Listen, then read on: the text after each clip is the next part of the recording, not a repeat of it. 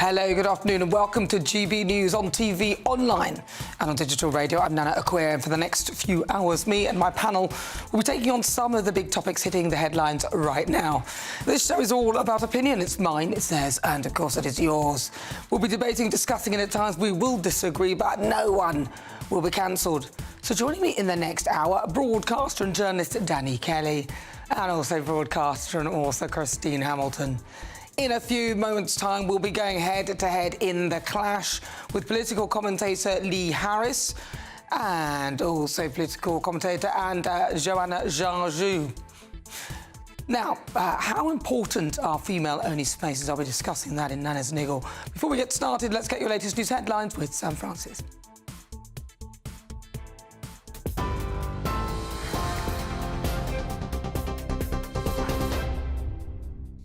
Thanks, Nana. Good afternoon. It's 3 o'clock. I'm Ray Addison in the GB Newsroom.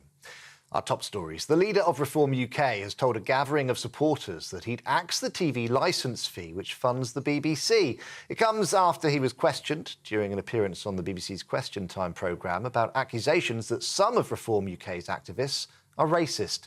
Taking aim at opposition leaders, Nigel Farage also said he wants to be an alternative to, quote, slippery Sunak, and described Sir Keir Starmer as having, quote, the charisma of a damp rag. At the event in Birmingham, Mr Farage claimed undercover footage of a campaigner making a racial slur against Rishi Sunak was part of a smear campaign, which Channel 4 has denied. This guy is a setup. He was acting from the minute he walked into that office. He came up with a stream of invective not seen since Alf Garnett was on the television in the early 1970s. And some of it was just, turning mosques into Wetherspoons. It wasn't even serious. It was nonsense.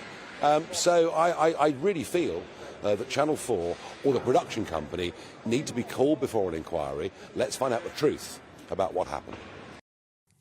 The PM insists an election victory for the Conservatives is still possible, despite polls predicting a heavy defeat.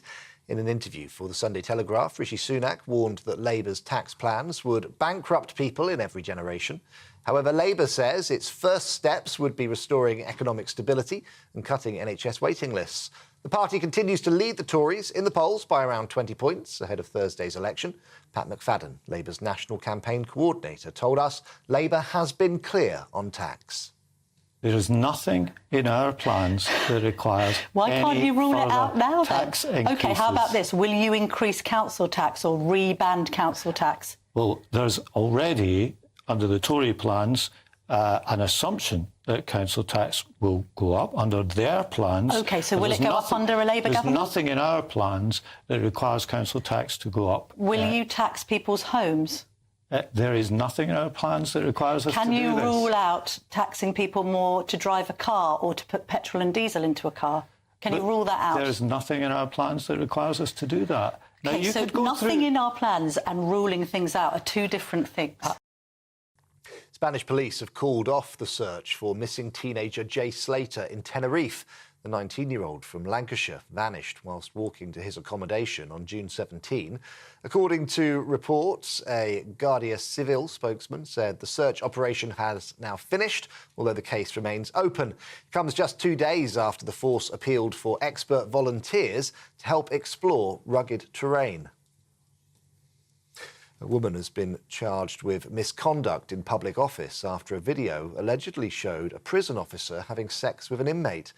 30-year-old Linda de Souza Abro of Fulham was arrested by the Met Police on the 28th of June. That's after a video filmed inside HMP Wandsworth was posted on social media.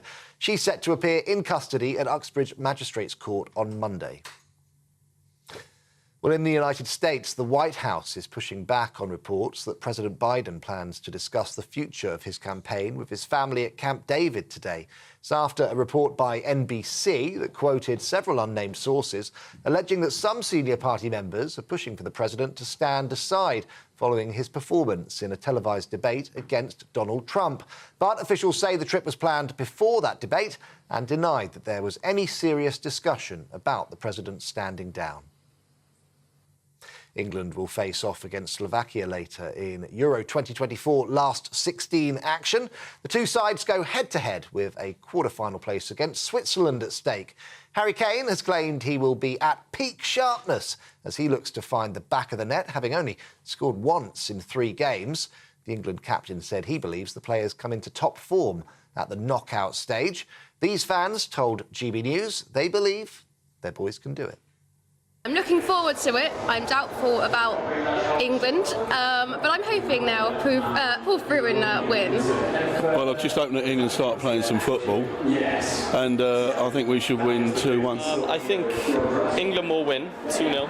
I think it'll be a cagey first half, and I think it'll be 0-0 at half-time, but England will find some chances. Well, those are the latest GB News headlines for now. I'm Ray Addison. Sam Francis will be with you in half an hour.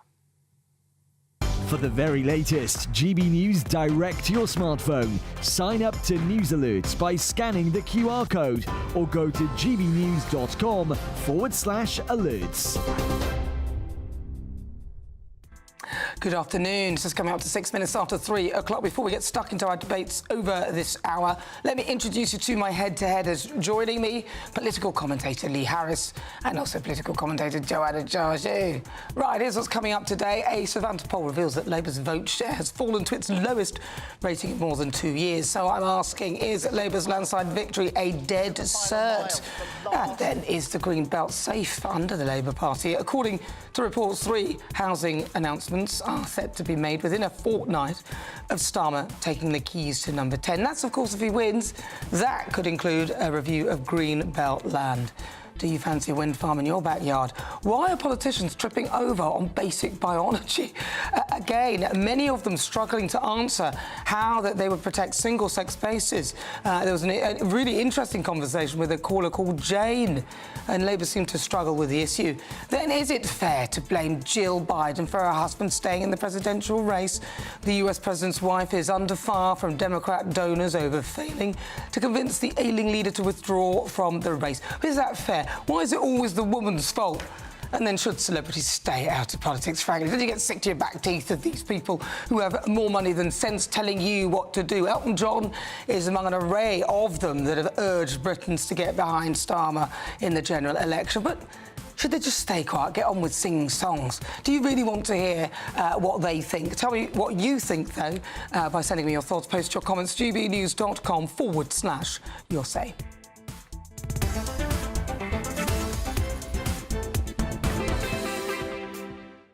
So what do you think? Is Labour's supermajority a dead cert? There's been a new poll out today that's revealed that Labour's vote share has actually fallen to its lowest rating for more than 2 years. That is according to a survey conducted by Savanta for The Telegraph that polled over 2,000 adults. The gap between Labour and the Conservatives appears to have decreased to 17 percentage points. Despite that, of course, Labour's vote share still remains high at 38%. I mean, that's pretty good compared to the Tories on 21%, and then Reform nipping at their heels at 14%. Is that a nip? I think it's more than sort of like a nibble. In a separate GB News poll, Labour are polling at 40%, Tories on 15%, and Reform a staggering 21%. That's, of course, GB News viewers. On the topic of Reform, their leader, Nigel Farage, was speaking in a rally in Birmingham. Let's have a listen. We couldn't stand aside in a country that is in genuine societal decline. Safety, people fearful of going out at night, people scared to even go out to their local pub, knives being carried wholesale by young people in our country. So we are, I've no doubt, in societal decline. And I couldn't stand aside in a country that is in cultural decline.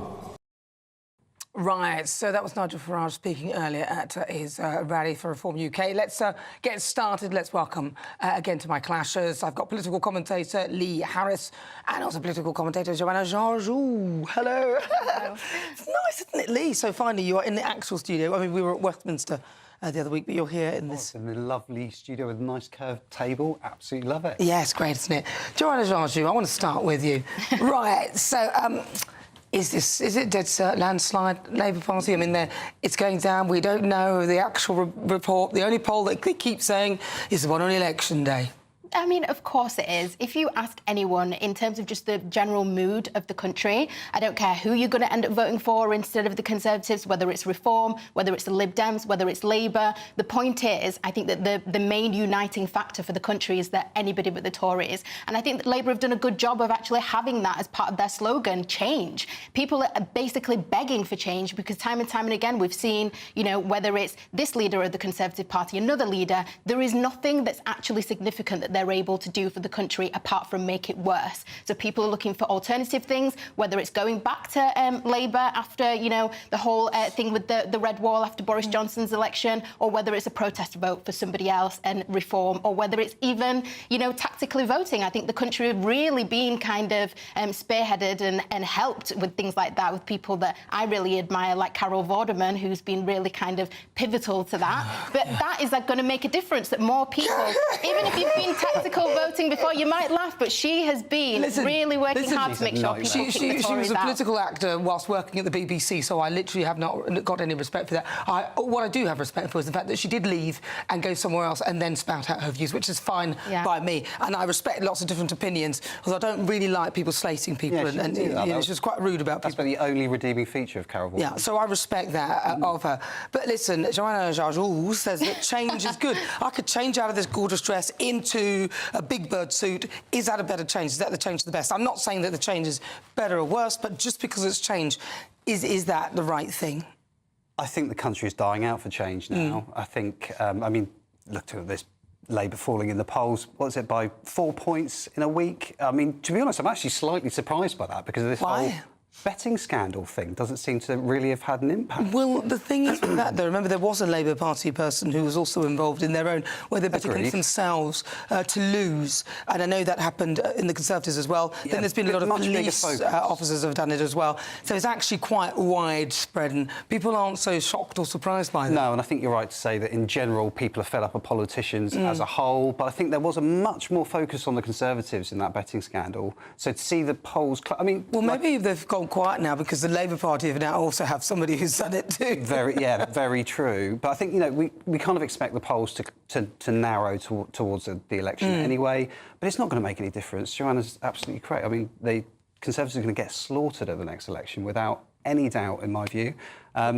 But what about Rishi Sunak? He is coming out with the fact that he's very good at maths, although, to be fair, he was Chancellor and got us, I would say, arguably, he sort of got us into this mess. But then he did predict Liz Truss crashing the economy and stuff like that, although I don't know whether she actually did. Let's be honest, that's difficult. I think it's unfair, really, to literally blame her for the entire thing. Literally, it was her fault. Why? There's no kind of, you know, pussyfooting around that. It was not. How was it her fault? I mean, she became leader. There's a reason why she had such a short term. She literally crashed the economy. Like, say that to all the people at home who have had their mortgages tripled. You know, it's obvious. But you're falling into the Jill Biden trap, though, blaming the woman for all of this, when a lot of this, actually, if I'm being more fair, I'd blame the entire Conservative Party for creating a situation where that would be the next step. Listen, I'm all for being a feminist. It was a woman leader, and if a woman leader does a bad job, I'm going to call it out. And at the end of the day... But remember the position of the economy where it was before it went further down. So it was not in a good place to begin with. So I'm saying that to blame the entire thing on her... But it was her policy. I would say... All she got wrong was the timing and the communication. That's what Liz got wrong. To say that she crashed the economy is fundamentally incorrect. Look, the evidence is people's mortgages. Yeah, but if you look at the interest rate increase, they were already happening. Interest rates were already going up. That's and if you look at a longer graph of how that was panning out, there was only a little dip. There was no permanent or long-term... That's why I found it incredibly frustrating. It doesn't matter whether it was a little or a big dip or what the numbers were. The point is, it's about the impacts that people actually felt. But Labour are making out that it's previous to Liz Truss. Lee, carry on. Labour were making out that this was a permanent problem, that she has made it... Look, everyone's paying more on their mortgages because of Liz Truss. It's simply not true. The trajectory was already going in that direction. But you are right. You know, I do not disagree. What she didn't do is get her figures right. She didn't say where she was going to get the money from. The communication was poor and the timing was poor. But was her strategy right? Yes, it was. We need a bit more Liz Truss in the economy. Although Rishi Sunak said he predicted that the economy would crash. And he's predicting now that Labour will do the very same thing. I mean, obviously, Rishi Sunak is going to say that, isn't he? There's nothing in no, terms look at the policies. I mean, some of them. Let's start with the green levy. The 28 billion that they were going to get in green jobs. Actually, it was the markets that were so concerned that they were worried this policy would destabilise them, which is why the Labour Party backtracked. Look, I think it's really funny how it's basically the Labour Party, you know, they're damned if they do, damned if they don't. They basically put that pledge of 28 billion and then obviously rolled back on it slightly and said, look, we're going to be more sensible after Liz Truss attacks the economy. And then people then say, oh, it's a U-turn, you can't believe anything that Labour says and blah, blah, blah, blah. They're actually sensible, and Rachel Reid is doing the right thing. OK, let's talk about the public schools policy that's going to raise 1.7 billion, OK, out of an education budget which is about 116 billion. OK, it requires... There's about 600,000 people in these private schools, about 40,000 now predicted to come out of these schools, which means that Labour Party have a problem with distribution of the 40,000 kids, first of all. The state sector is quite full, and it also has a dip in the amount of income it will receive if they don't get the right numbers of people paying at these schools. 20% slap-on increase. They've had to move it back because it's clearly... Even trade unions are now complaining, and the OBR, who are saying if it doesn't bring in the right amount of money, they should scrap it. Also might be illegal. No, I'm asking Joanne. No, but... Yes, that's true. Thank you for that. The key fundamental thing is that the education system needs to change in this country, true. Right? We'd all agree. And that needs to change. So Labour have put something in place, and I don't think that it's even anything that's that bad to say that, you know what, you're paying for a service, you should pay tax. Just let's just take a step back and look at the fundamentals of it, right? Why should people who are sending their kids to private school get any type of privilege, more privilege than other services that you pay for? It's not a charity. It's not something that Some of them are, actually, and a lot of them do a lot of it for the community. Is Joanna right, though? Is she right? No. I think this one really does my head in about the Labour Party. It seems a really counterproductive thing to do for multiple reasons. And the two main reasons for me is, first of all, it is only going to target the families that are working really long hours to pay for their kids to get, you know, the taxi drivers who are doing all the hours under the God's earth to get their kids into private school. Those are the people this is going to affect. It's not going to affect the people who are really wealthy. They're going to be able to afford these additional fees. Plus, you are going to have extra burden on the school system, which Nana's just mentioned. And the fact that kids are... it's the extra burden on the school, and there are kids right now in private schools that are going to end up in the state system, and I just think it's cruel. But the key is we have to improve the state system. But you don't improve by dumbing down the thing that's working. That's just my view on it. And also, I think I slightly object to the notion. I feel sorry for the children who'll be pulled out of a school. I think that's quite psychologically disturbing. But listen... let's move on. What do you think? GBNews.com/your say. I'm just thinking of the psychological disruption to a child who moves from one school to the next. It is quite difficult, I think, in school. But according to reports, Labour could begin a house-building blitz in the first fortnight of taking the keys to number 10 in a bid to tackle the housing crisis. Now, it has been suggested that Keir Starmer is set to make 3 announcements that could see a major review into the Greenbelt land, and Labour has said that creating affordable homes will help those from working-class backgrounds. So is the Greenbelt safe under Labour? And actually, aren't these plans the right thing to do? We actually have a housing shortage. We need more houses to be built. Surely the only place left is the Greenbelt. Yeah, I mean, this is something that I think no one can argue with. We do have a housing crisis in this country, and I think...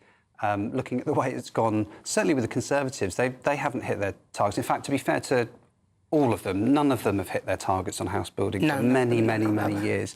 So if Keir Starmer is right, I'll give him this one. He said he wants to hit the ground running. They are going to start big house building programmes by re-looking at the Greenbelt. I mean, it doesn't sound as bad as it sounds. I think 1% of, if you can build on 1% of Greenbelt, that's around 740,000 additional houses. 1% doesn't sound massive to me. And they do say, I can't believe I'm being positive about Labour here, Nana, but they do say that they will be focusing what's called kind of grey belt, which is the lower quality green belt, and prioritising brownfield sites. We need more houses. But they may be adjusting planning laws or ripping apart certain planning laws. Yeah. The only thoughts of that is that if somebody's bought their house in good faith with the expectation of a land behind them or around them, not and this is also part of their growing the economy as well. But Joanna Sargent, in theory, it's good.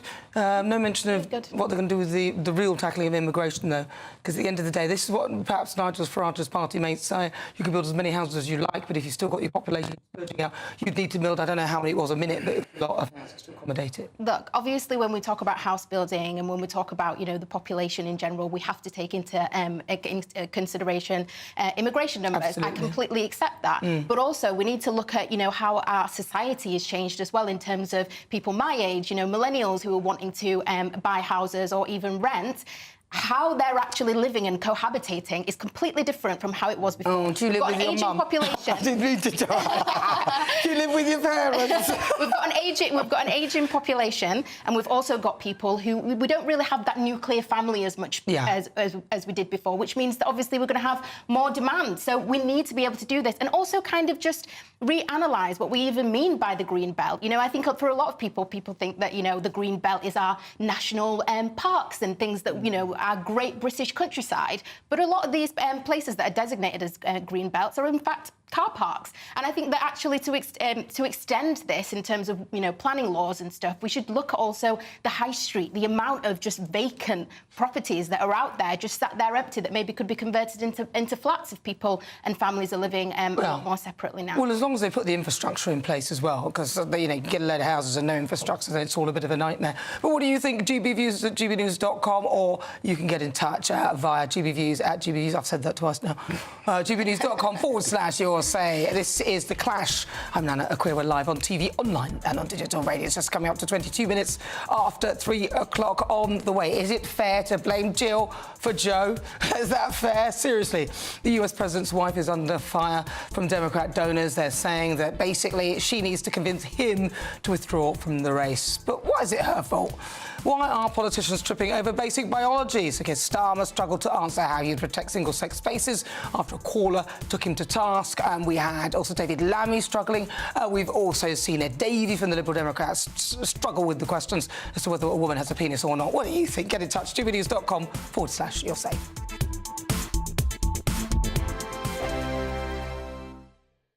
Congratulations to the GB News winners at this year's Trick Awards. And the winner of Interview of the Year is... Alistair Stewart reveals his heartbreaking diagnosis to Camilla Tormini. And the winner is GB News Breakfast. And the winner is Nigel Farage. And thank you to you, our GB News viewers and listeners, for making us the People's Channel, Britain's news channel. In the GB Newsroom, we bring you the news as it happens. With our team of dedicated journalists across the UK, GB News brings you accurate reporting of the day's topical agenda. When the news breaks, wherever and whenever it's happening, we'll be there. This is GB News, the People's Channel, Britain's news channel.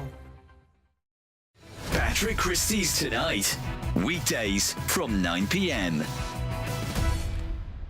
The mystery surrounding the disappearance of flight MH370 has perplexed the planet now for 10 years. But now all of a sudden researchers at Cardiff University have piped up and said, oh, we heard a beep. Aerospace engineer, founder of MH370search.com is Richard Godfrey. Richard, are we going to find this thing?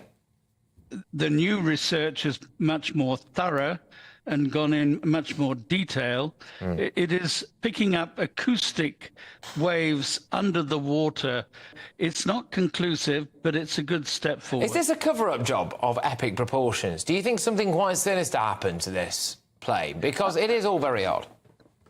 I think you're right. It is all very odd. It is. We have a lot of data, but we don't have the final analysis, and we won't until we actually find the wreckage. The Indian Ocean is a huge place, 77 million square kilometers. When we find the plane, we can recover the flight data recorder, the cockpit voice recorder. We can learn a lot more. Do you think someone might have shot it down? No, the plane flew until it ran out of fuel. The plane was perfectly in working order. There was an active pilot right until the end. So my only theory at the moment is the captain of the plane actually committed a hijack of his own plane. But until we find it, we won't be able to prove that. We are potentially a step closer now to knowing, and to one of the greatest mysteries of recent times anyway, finally being solved. There's aerospace engineer there, Richard Godfrey, thank you. Britain's election channel, the People's Channel. Hello there, I'm Eamon Holmes. Thank you for joining us on GB News, Britain's news channel.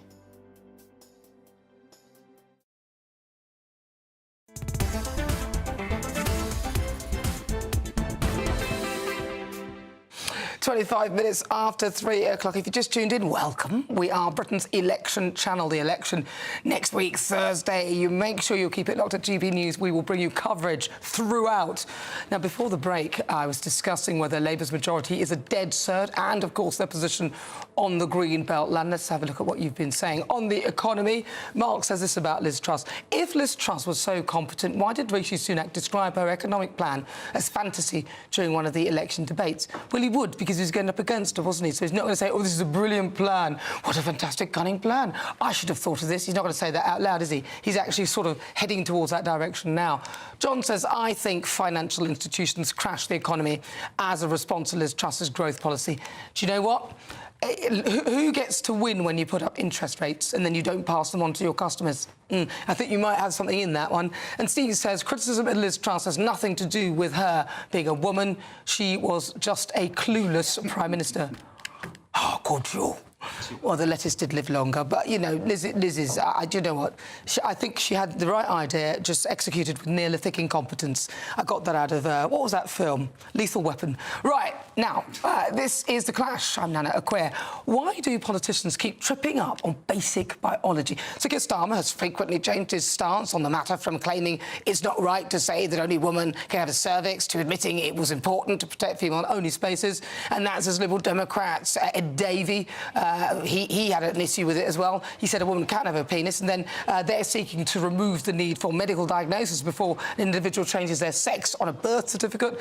In the meantime, Rishi Sunak has said the Tories would categorically protect spaces for women. But most recently, I've got to say this one, if you didn't hear it, here it is. Sir Keir Starmer was taken to task on the BBC by a caller over his views. Have a listen. Jane, I am listening, and I've long championed women's spaces, biological women's spaces. And Jane, it goes back many years. Before I was a politician, I was the Director of Public Prosecutions between 2008 and 2013. No, I don't care about all of that. What I care about is you saying that you're going to allow men to identify as women, making GRCs easier, and then they can come into women's spaces.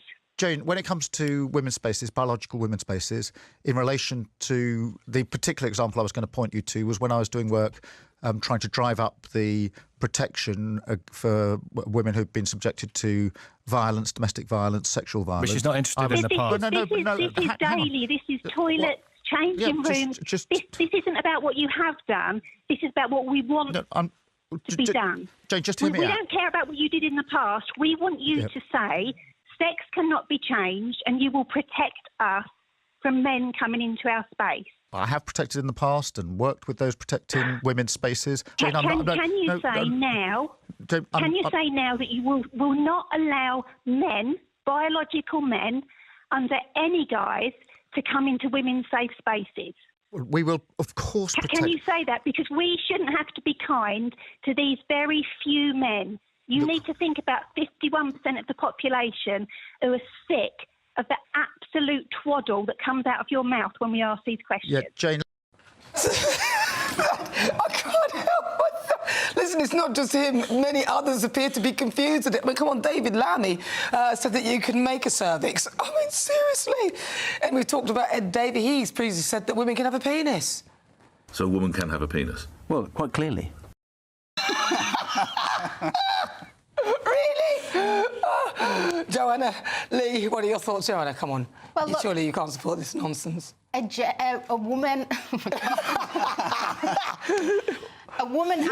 somebody identifying as a woman, technically, can. If you believe in gender identity, then yes, he should have, specified that it's not just, saying woman specifically in terms of thinking about that as biology. But it is biology. OK, if it's not biology, what is gender a woman? Identity. No, hold on. If it's not a biological reality, what is a woman? It depends. If you see a woman... What is a woman? Well, somebody who, in this day and age, and if we're going to be, inclusive of the trans community, and you believe in gender identity, then it's about somebody who can identify legally as a woman. But what is that? What is that? What is that, though? Like, what makes you a woman? If it's not biological reality, what would you describe a woman as? Somebody who was transitioned. Someone who was transitioned or somebody who was born as a woman. So both. Yeah, but what is that, though? See, I can say, biologically, a woman has a vagina. I can say a woman has a cervix. Most women, unless there's something wrong with the woman, most of us have a cervix. They can go through menopause. We have periods, and we can give birth. I can easily biologically say to you what a woman is. You cannot. Well, I think, personally, where I draw the line, and I get where you're coming from now with your question, where I draw the line, if somebody has actually transitioned physically in terms of had some sort of surgery and become a woman and then can actually legally identify as a woman. Not just somebody who puts on a wig and says that, I am now a woman. And the reason why I say that is because of cases like Isla Bryson in Scotland, where, you're charged with 2 counts of rape in 2019, and then by 2020, you've got a pick. But your initial definition was somebody who has a gender certificate. Isla Bryson could have easily, and I don't know whether he did or didn't, but could have easily got one of these, especially in Scotland, where they're making it easier. So someone like him would have been seen as a woman. That's where I draw the line, and that's what I don't agree with. But I do think that once you've transitioned, but you can't check somebody's. You can't check what once you've transitioned, your genitalia, and you've become a woman, then I think that that's very good. Lee Harris. A woman is an adult human female. Yeah. And I just can't... It frustrates... And I do think about this a lot. I'm the only man in the house. I have a 8-year-old daughter and a wife. Oh. And I do think about this a lot, and I worry about my daughter's future when this just can't be discussed like grown-ups. I think I'm watching children whenever I see this being debated, especially, well, or not debated, as in the case of listening to people like Keir Starmer, who just obfuscates about everything. He can't answer the question. I think it's absolutely infuriating. Why can't they just state... And I don't want to directly have a poppy, because I know what you're saying. No, go on. I do genuinely understand what you're saying. So you're saying that we should be respectful and kind. I don't think that's not the point, though. Yeah, I don't think anybody is saying that they're going to be... Just because we're not... a man cannot become a woman and a woman cannot become a man. But if a man wants to be called Tracy and dresses like a woman, I've got absolutely no problem with that. But they should not be able to have access to women-only spaces. In my previous life, I used to do a bit of recruitment. I, as a man, was not even allowed to phone, on the telephone, a women's refuge centre because I was a man. And those are the sort of situations, and you mentioned Isla Bryson as well, those are the sort of situations where actually we do need to have a proper, serious, not debate. I don't think a debate even needs to happen. We just need to be sensible about it. And realistic. No, but I've got to go for the news, but I will come back to this. We will come back to it when we return. And, of course, your thoughts as well. Just coming up to 33 minutes after 3 o'clock. This is GB News.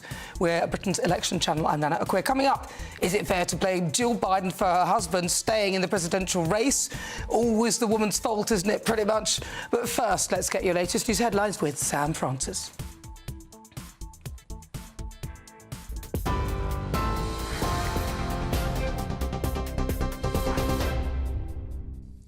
Nana, thank you very much and good afternoon to you. It's 33 minutes past 3. The top story this afternoon, the leader of Reform UK has told a gathering of supporters that he'd axe the TV licence fee which funds the BBC.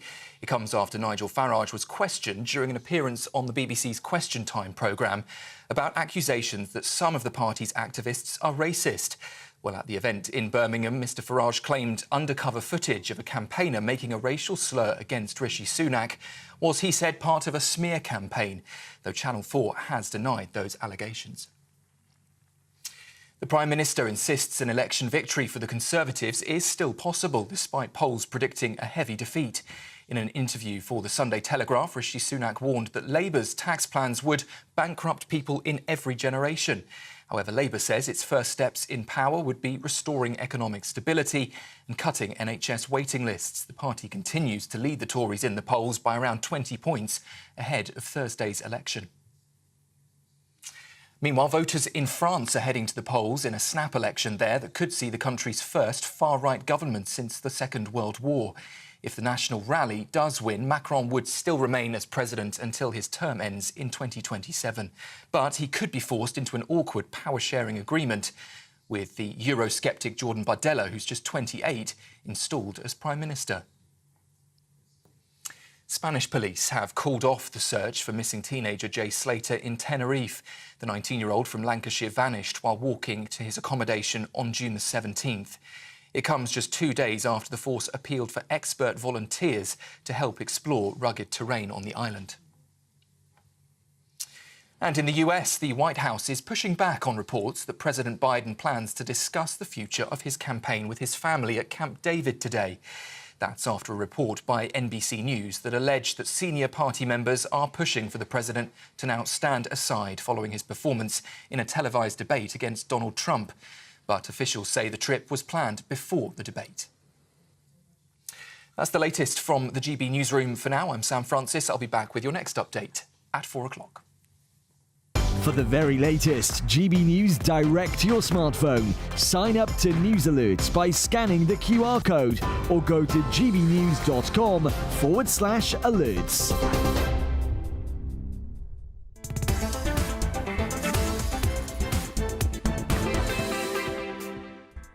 Welcome to The Clash. If you just tuned in, where have you been? No, we're live on TV, online and on digital radio. I'm Nana Akua. Still to come, should celebrities stay out of politics? And that is on the way. But first, is it fair to blame Jill Biden for her husband Joe staying in the presidential race? Do not go anywhere.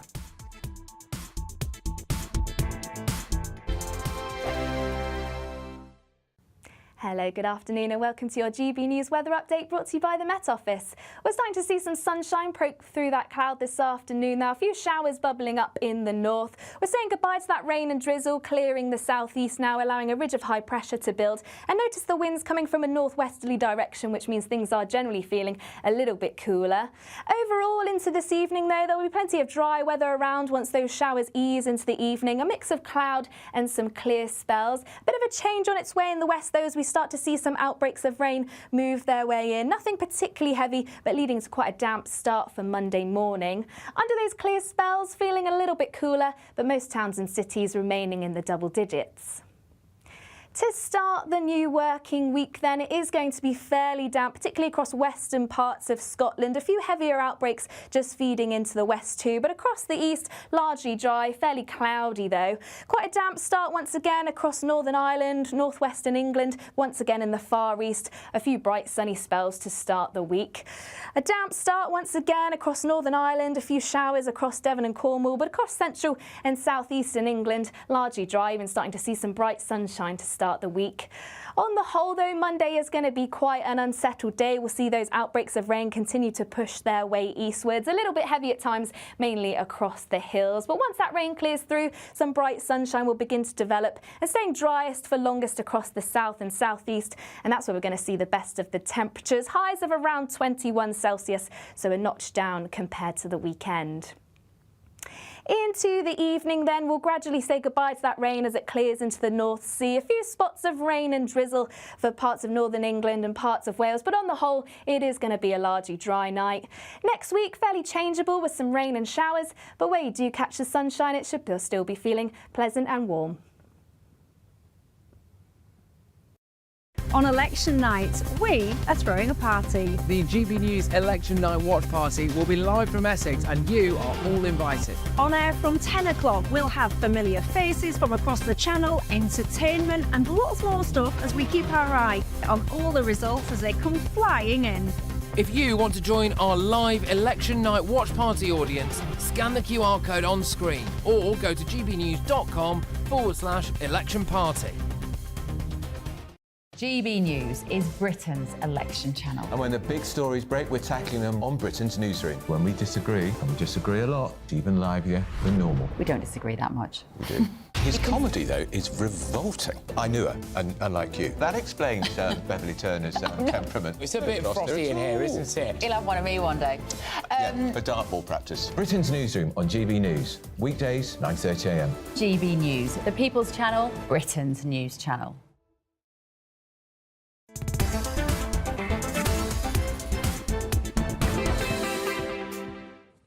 Good Good afternoon, welcome. This is GB News. We are Britain's election channel. The election coming up Thursday. Don't go anywhere. We'll be covering it throughout as well. I'll be somewhere on Friday. Stay with me. But lots of you have been getting in touch with your views on topics that we've been discussing throughout the show.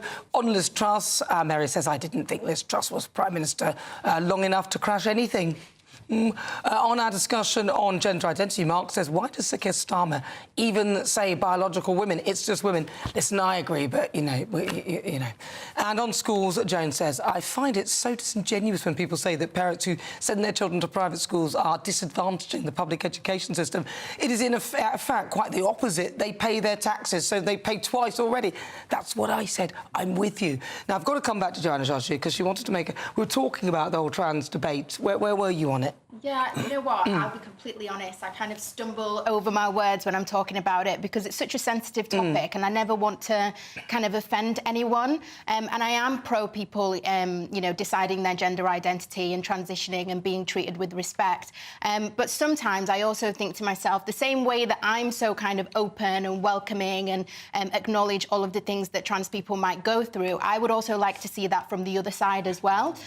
So obviously... What do you mean by that? You'd like to see trans people more understanding of where we, as women... Yeah, understanding of where women, especially if you're a trans woman and you know, identify as a woman, then surely, you know, you would understand that just in the same way that, you know, a trans woman might feel unsafe in a male space because they're trans, and obviously we've seen that trans hate crimes have gone up by 11%, so it is a thing, but then at the same time also acknowledge the fact that women could be at risk. And can I just say, to clarify, it's not that women are at risk of genuine trans women in their spaces. It's the fact that when you open up these spaces, sometimes what can happen is that actual men who are predators then pretend to be legitimate trans women. So I actually think that a solution for this would be to have, you know, some sort of legislation where they have their own separate, like a gender-neutral toilet that's you know... But I think we've all... I mean, that seems pretty obvious to me, and I don't get why there's a sort of forcing on the, oh, well, we'll just, you know, we can all be the same, but we're not.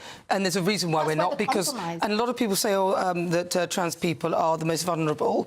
I actually think women are the most vulnerable. Women are the most vulnerable, proportionately as well. But everyone, in a sense, in that environment is vulnerable. So I just think then there should be a space for a third space. I don't see what the problem is, and I don't get why anyone would see that as a bad thing. It doesn't make you transphobic for suggesting something that is obvious. I think the problem is with that, though, and I agree, that is the perfect solution, is that wherever you go, there's always a third space, everyone's happy, that's job done, effectively. Yeah, but at the moment, we haven't got the infrastructure for it. Well, some places, the majority of places you go, there's a men, women's, and then there's a... Yeah, where there are places... I've been to places where there is kind of unisex, like where you go to a swimming pool. I think they need to stop that. That's fine. But I think they need to stop that. There are a lot of places where there aren't. You know, when my wife takes my daughter swimming, for example, down the swim, there isn't in that particular place. But then can I just pick up on that? Very quickly, because I've got to move on to the next topic. What is the difference between now... There's so many spaces. Just before this show, I went into a unisex toilet and none of us likes it. Nobody likes it. Yeah, but then nobody really... No, we don't want it, though. If we could change it, we would. Nobody's making that much of a big deal about it. We already have that exists. Yeah, we do. But remember, you're in an environment where everybody we all sort of know each other and so on and so forth. So we're talking about when you go to... We're talking about when you go to a real public exposed space where there's not... Where there's unisex toilet. It already exists. And actually, they're changing that. I think they're changing that now. I don't really like that. I agree. But a lot of times as well, in those spaces, they are single cubicles that you shut the door in and it's just you. So in that space, I don't so much mind that. But if it is one where you're in a place where there's lots of, you know, there's an open thing and it's just... I don't think it works, and I think that I would love it for them to change it. I think it's been being... I think there is a new law now that says it has to have male, female and a separate space. But I think all developers should be doing that. But hey, what do I know? I'm only a woman. Exactly. Right, so what do you think? Get in touch, gbnews.com/your say. Just coming up to 44 minutes after 3 o'clock. Next up, President Joe Biden. His wife Jill has been slammed by Democrat donors over failing to advise her husband from pulling out of the presidential race, despite a woeful performance in the TV debate. It was terrible, wasn't it? Against Donald Trump. The 81-year-old claimed that he still intends to run for the next election. And during a rally, President Joe Biden directly addressed the limits of his old age. I don't walk as easy as I used to. I don't speak as smoothly as I used to. I don't debate as well as I used to. But I know what I do know. I know how to tell the truth. I know right from wrong. And I know how to do this job. I know how to get things done. And I know, like millions of Americans know, when you get knocked down, you get back up. Yes, with a little bit of help. Sorry, I couldn't resist. That was actually, I stole that from Lee. So, come on, let's get started. Let's welcome again to my panel. Political commentator Lee Harris and political commentator Joanna Georgiou. Lee Harris, starting with you. Yeah, I don't get this whole Joe Biden thing. I think he shouldn't have even been put forward. And actually, the very first election that he got elected president, I didn't work that out either. Completely agree. You've been saying it from pretty much for 2 years, I think, from looking at the way he's been gradually declining. Well, I say gradually, quite quickly declining. My granddad passed away not that long ago, a couple of years ago now, and I see very, very similar things between the two. For example, drifting off at the end of a sentence, so trying to finish your point and then drifting off at the end. Just to me, it's been obvious that he's had something like dementia, Alzheimer's and Parkinson's or something like that. Possibly, and it's been affecting him very visibly. And I saw a clip on social media this weekend of him talking in 2012, 12 years ago, to today. It couldn't have been more different. And to think that Trump is only, what, 3 years younger than Joe Biden? He looks 30 years younger than Joe Biden. I think it's wrong of them to, as well, continue to focus on age when it's not age, it's actually decline. Because if you have somebody who's 80, you can get a very fit 80-year-old who can do the job quite easily. And you get somebody who's in decline, like Joe Biden. Joe? But then the point is that, you know, yes, we've seen certain things. And before, I used to defend Joe Biden quite a lot because, you know, people would take the mick out of him for falling up the stairs, you know, up Air Force One. And I'm like, OK, but hang on. If we actually look at overall, in terms of some of the economic policies that he's put in place in the US, Bidenomics has been relatively successful. Come on. You don't so really think that he actually did any of that? No, but it doesn't matter. The point is that... Well, it does matter. Who's behind him? Well... Of course, he's the one that's actually setting the straight. You can't tell me that he is actually... Just because somebody stumbles over their words doesn't mean that they're completely not... This is not about him stumbling. OK, that is a stumbling over words, fine. Yeah. I'm not sure how you excuse talking to literally no one and having to be drawn back by Giorgia Meloni. I'm not sure how you explain... Well, actually, I do have one explanation of where you're standing there pretending there's a toilet or whatever you're doing and not realising when you're in front of all the world leaders. I don't mean to be funny, but it's not just his words, it's also his behaviour. I understand that, and I completely concede that previously I felt like it was enough to still, you know, defend him. Now I think that they need to replace him, and I get that. But what I'm saying is that overall, you can't say that 3 years ago they should have had him out. I don't agree with that. I don't agree with that at all. But I do think that in terms of some of the things that he's done in the US has been far greater than what Trump has done, even for the economy. I think it's been obvious for a very long time. But I will agree with you. In the last, maybe 6 months, it has been... I think it's just gone on... It's got a hell of a lot worse. Very, very... Worse from a very bad place to begin with. And I think, frankly, I don't know why people don't get honest about our politicians.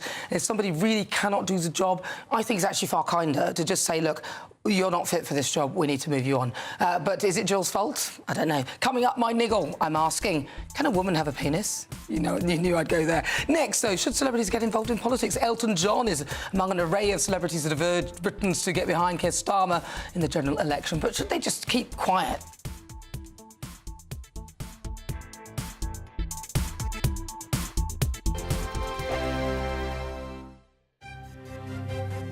GB News Breakfast, every day from 6 a.m. So, question is, what can we do to get young people to eat healthy food? Here's dietitian and nutrition consultant Helen Bond. Helen, what do you think? Eating habits formed at this age tend to persist into later life. We know we're eating too much fat, sugar, salt, and not enough of the good things like fibre, you know, fruits and vegetables, all of those things. So, yes, we need to help this age group so they have the skill set and they have the nutrition knowledge to take that forward. Do you agree that it is impossible to eat healthily on a budget and quickly as well? Or do you have any sort of fail-safe, affordable and very quick to prep meals that you'd recommend youngsters try? It doesn't have to be expensive either, but you have to have those kind of cost-cutting hacks and those time-saving things in the kitchen. You know, make use, I always say, of things like peas, beans and lentils, which They're a type of pulse, very inexpensive compared to meat, and yet they double up as one of your 5 a day, and also a great source of plant-based protein. You know, if you overget a milk as something, you have too much milk, maybe you make some lattes. I just wanted to throw a shoe at the TV, really, because was there nothing else on or nothing else available? The point being, there is an audience, there is obviously an appeal, there's obviously people are watching this stuff. So what are they doing? Are they watching and not cooking? I think that's it. They're watching and maybe enjoying all the cookery programs like I do. And I'm a typical person in the kitchen. I must have about 100 cookbooks. But sometimes when you are time poor, you know, you've got to feed a family or you've got to feed yourself and everything, you don't really know where to start. And I think that's why apps and having things online for this younger audience makes it much more accessible. Start with one recipe and build it up from there. Like I said, The People's Channel.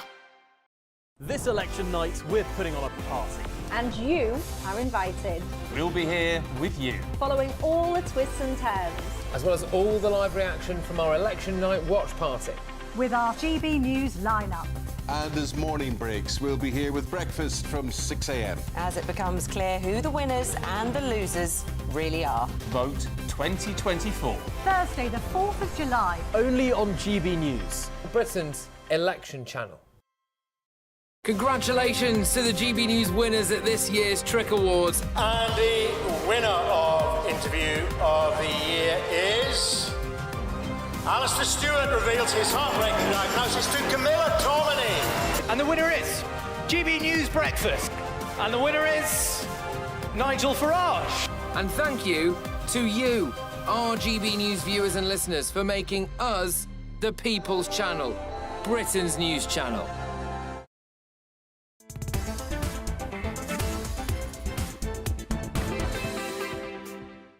Good afternoon. If you just tuned in, welcome. We are Britain's election channel. This is GB News. I'm Nana Akua. Next up, it's The Clash. Elton John has urged the great British public to vote for Sir Keir Starmer in the up-and-coming general election. That's during a video message that was played out at the Labour rally. The singer expressed the creative opportunities that he enjoyed through those close ties with Europe and that they were at risk of dying out. I mean, he isn't the first celebrity to show his support for the party. We've had the likes of James Norton, Deborah Meadham, Beverly Knight. All of them have thrown their weight behind Sir Keir Starmer. Emily, I'm going to start with Joanna Jaju. What do you think? Do you think it's great, these celebrities coming out? Yeah, absolutely. And I even think it's ridiculous when people come for Gary Lineker as well. I think, you know, some of these things, you know, they're also human beings. We're not coming for him. Like, if he does something that's ridiculous and then he's not going to just carry on and get away with that. Out of proportion, the way that people just attack Gary Lineker for having perhaps. Well, he still has yet to apologise to me for his behaviour, but he won't be doing that, so... Well, I think that people like Elton John, who don't work for the BBC, there's no kind of room for debate. At the end of the day, he's a private citizen. He's a British person. He has contributed so much to British society and British culture. If he wants to throw his weight behind a particular party, then great. Same with Beverly Knight and the rest of them. And I think that for their fans, who tend to be quite liberal, even when you look at Glastonbury Festival, there's so many political statements that are being made there. And I think part of artistic expression is also being a bit political and about movement. But this sort of smacks to me as, like, you know, when all the celebrities signed that letter to stop a flight from taking off, they would have taken a load of people who were criminals somewhere else back to their hometown or wherever they come from.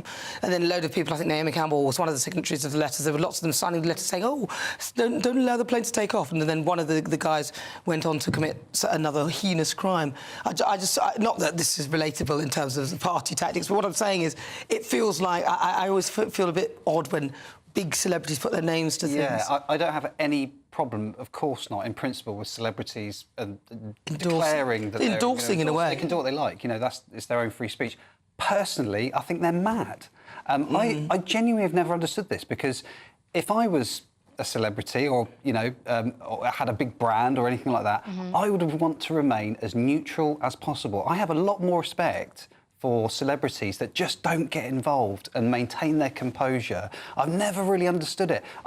It's obviously completely support the fact that they do it, but I Genuinely, they have I a think platform. they're mad. They have a platform. But Some of them see it as a responsibility, because we can talk about, politics on the surface level. Do you think this? Do you think that? But then also you've got to acknowledge the fact that, there is some serious things and poverty and things like that going on. So they want to let. Well, it's a bit like, Dwayne "The Rock" Johnson, who decided to support Joe Biden. A lot of people who supported Joe Biden are running away. But listen, what do you think? GBNews.com/you'll say still to come. Nana's niggle. In the Great British Debate, I'm asking, do you believe Labour will bankrupt the economy? Loads still to come. Keep it here. This is GB News. A brighter outlook with Box Solar, sponsors of weather on GB News.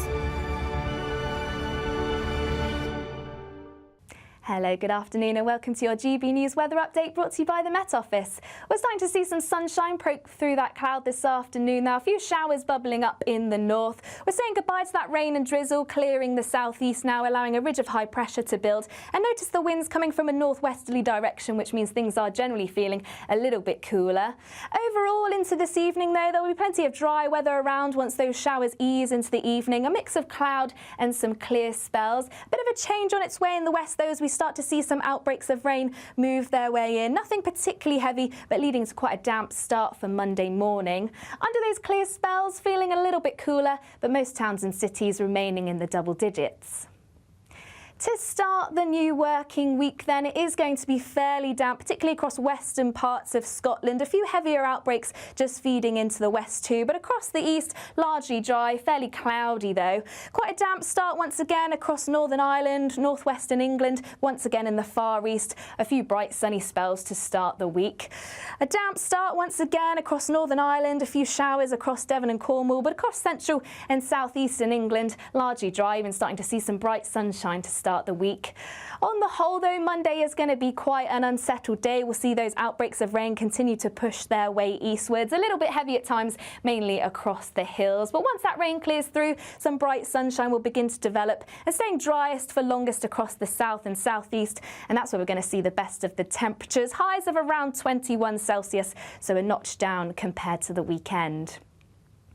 Into the evening then, we'll gradually say goodbye to that rain as it clears into the North Sea. A few spots of rain and drizzle for parts of northern England and parts of Wales, but on the whole, it is going to be a largely dry night.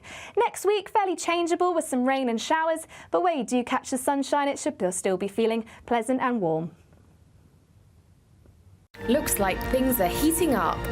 Boxed boilers, sponsors of weather on GB News.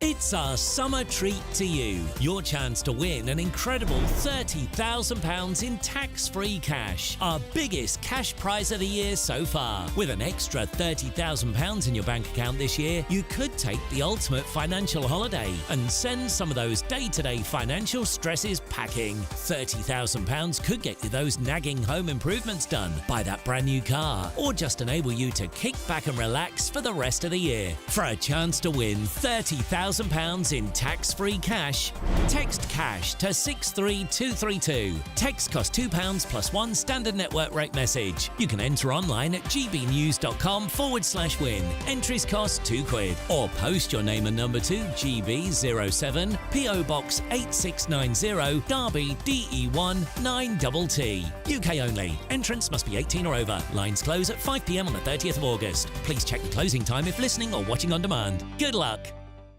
GB News is Britain's election channel. And when the big stories break, we're tackling them on Britain's newsroom. When we disagree, and we disagree a lot, it's even livelier than normal. We don't disagree that much. We do. His comedy, though, is revolting. I knew her, and unlike you. That explains Beverly Turner's temperament. It's a bit frosty in here, isn't it? You'll have one of me one day. For dartball practice. Britain's newsroom on GB News. Weekdays, 9:30 a.m. GB News, the People's Channel, Britain's news channel.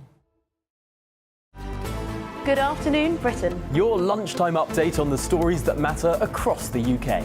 From breaking news and insightful analysis, inspiring stories and lively debates. You're comparing yourself to a former Prime Minister. Which is it? Stay informed, stay updated, stay entertained. I just don't know how anyone would not want to be there. Every weekday from midday. We are Good Afternoon Britain, only on GB News. Britain's news channel. I'm Patrick Christie's. Every weeknight from 9, I bring you 2 hours of unmissable, explosive debate and headline-grabbing interviews. What impact has that had? We got death threats and the bomb threat and so on. As time passes, She could have said stump. You made my argument for me. My guest and I tackle the issues that really matter, with a sharp take on every story. Went everywhere. something practical could be done. Or I can become something different. Patrick Christie's tonight from 9 p.m. only on GB News, Britain's news channel. Hi there, I'm Michelle Dewberry and I'm going to take a second to tell you all about my show, Dubes & Co. We start off with the issues of the day. We then bring in both sides of the arguments. We get rid of the disrespect. And then you throw me into the mix. And trust me, I'll tell it exactly how it is. And then, of course, the magic ingredient, you at home. We mix it all together and what have we got, in my opinion, the best debate show in town. Monday to Friday, 6 till 7 on GB News, Britain's news channel.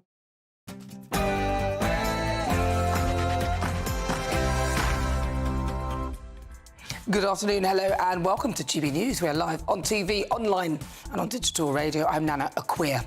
Over the next 2 hours, me and my panel will be taking on some of the big topics hitting the headlines right now. This show is all about opinion. It's mine, it's theirs, and of course it's yours. We'll be debating, discussing, and at times we will disagree, but no one will be cancelled. So joining me today is author and broadcaster Christine Hamilton and also journalist and broadcaster Danny Kelly. Coming up in my niggle on women's only spaces. Stay tuned for that one. And then for the Great British Debate, so I'm asking, do you believe Labour will bankrupt the country? But before we get started, let's get your latest news headlines.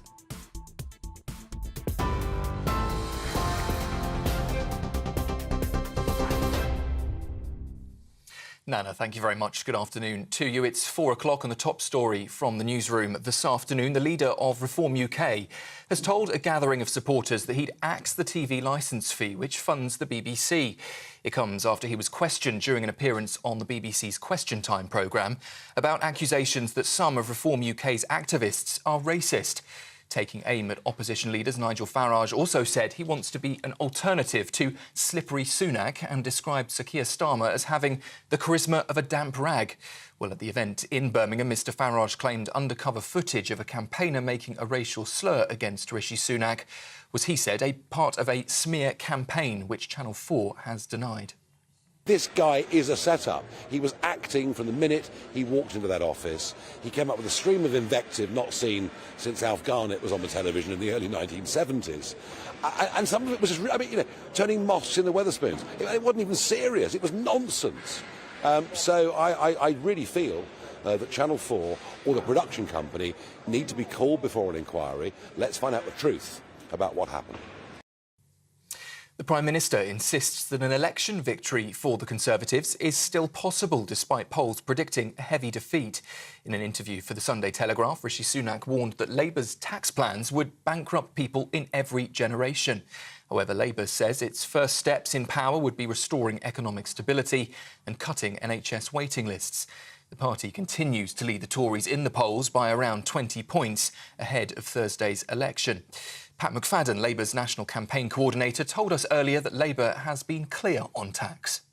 There is nothing in our plans that requires Why can't you rule it out now, tax then? increases. OK, how about this? Will you increase council tax or reband council tax? Well, there's already, under the Tory plans, an assumption that council tax will go up under their plans. OK, so will it go up under a Labour government? There's nothing in our plans that requires council tax to go up. Will you tax people's homes? There is nothing in our plans that requires us to do this. Can you rule out taxing people more to drive a car or to put petrol and diesel into a car? Can you rule that out? There's nothing in our plans that requires us to do that. Now, OK, so nothing in our plans and ruling things out are two different things.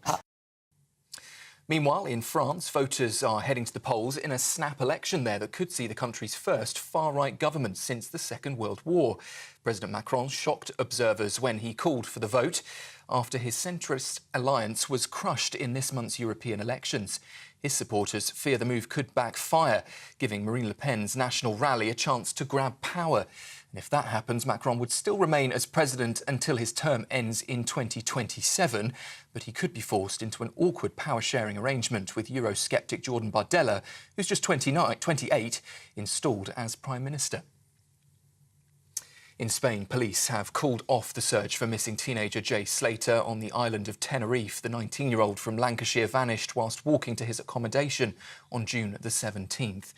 According to reports from a spokesperson, their search operation has now finished, although the case, they say, remains open. That comes just 2 days after the force appealed for expert volunteers to help explore rugged terrain.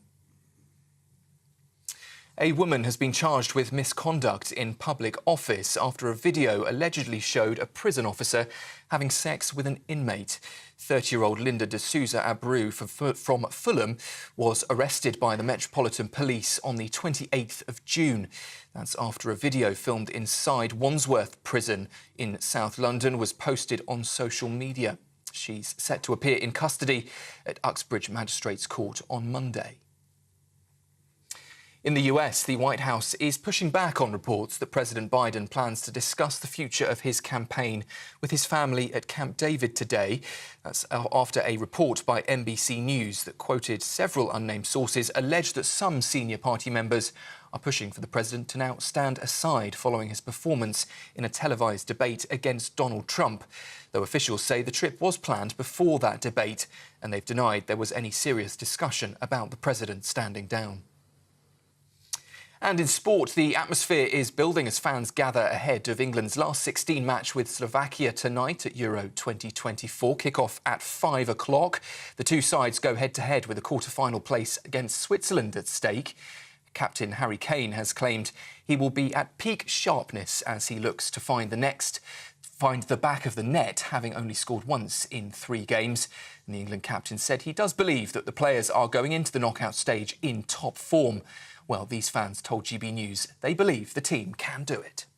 I'm looking forward to it. I'm doubtful about England, but I'm hoping they'll pull through and win. Well, I've just hoping that England start playing some football, and I think we should win 2-1. I think England will win 2-0. I think it'll be a cagey first half, and I think it'll be 0-0 at half-time, but England will find some chances. And we'll bring you all the reaction from that match and indeed the scores as we get them later tonight. Well, those are the latest GB News headlines for now. I'm Sam Francis. More in the next half hour. For the very latest GB News direct to your smartphone, sign up to News Alerts by scanning the QR code or go to gbnews.com/alerts.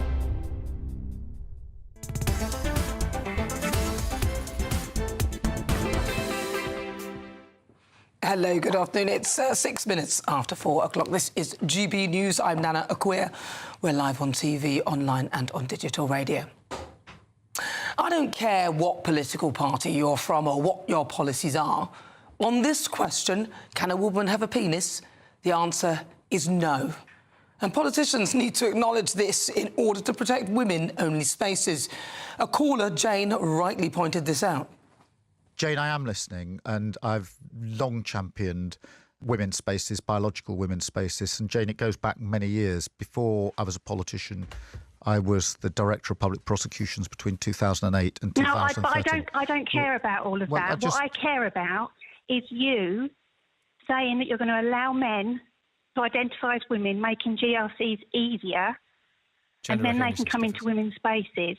Jane, when it comes to women's spaces, biological women's spaces, in relation to the particular example I was going to point you to was when I was doing work trying to drive up the protection for women who've been subjected to violence, domestic violence, sexual violence. Which is not interested in the past. This is daily. This is toilets, changing rooms. This isn't about what you have done. This is about what we want to be done. Jane, just hear me out. We don't care about what you did in the past. We want you to say sex cannot be changed, and you will protect us from men coming into our space. I have protected in the past and worked with those protecting women's spaces. Jane, Can you say now that you will not allow men, biological men, under any guise to come into women's safe spaces?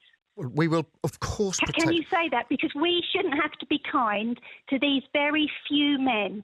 You need to think about 51% of the population who are sick of the absolute twaddle that comes out of your mouth when we ask these questions. Yeah, Jane, But Keir isn't the only one who seems confused. Here's Ed Davey.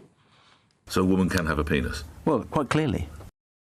It was a while ago. I mean, maybe he's changed his mind. And more confusion from David Lammy the other day.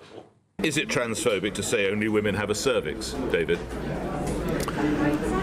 I don't know if it's transphobic, but it's not accurate, Nick. I mean, obviously, it's probably the case that only that trans women don't have ovaries, but a cervix, I understand, is something that you can have following various procedures.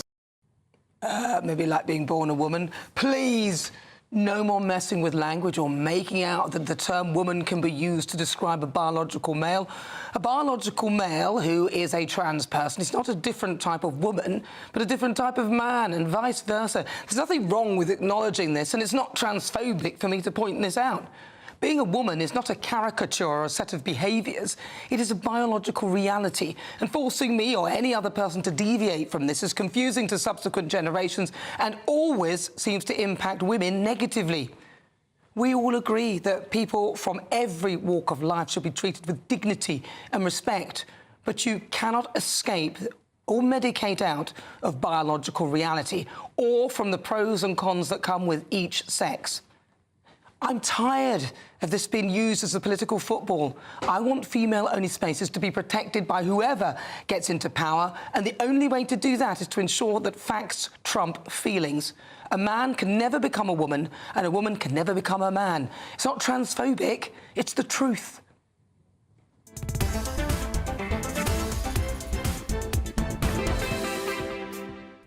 Can't believe I have to keep saying it, but before we get stuck into the debate, here's what else is coming up today. For the Great British Debate this hour, I'm asking, do you believe Labour will bankrupt the country? And that is after Prime Minister Rishi Sunak claims Starmer would put up taxes for every generation. Then at 4:50, it's World View time. We'll cross over live to Los Angeles to speak to Paul Duddridge, host of the Politics People podcast, to get the latest on the election over there. Biden's woeful performance in the TV debate against Donald Trump. The ailing leader is now facing calls to quit the race from Democrat donors. Then at 5, it's my outside guest. Now we'll meet a criminal barrister at the top of his game who has defended some of the most dangerous people in society. Yes, he'll be live in the studio to talk about his new novel. That is coming up in the next hour. As ever, send me your views, post your comments at gbnews.com/your say.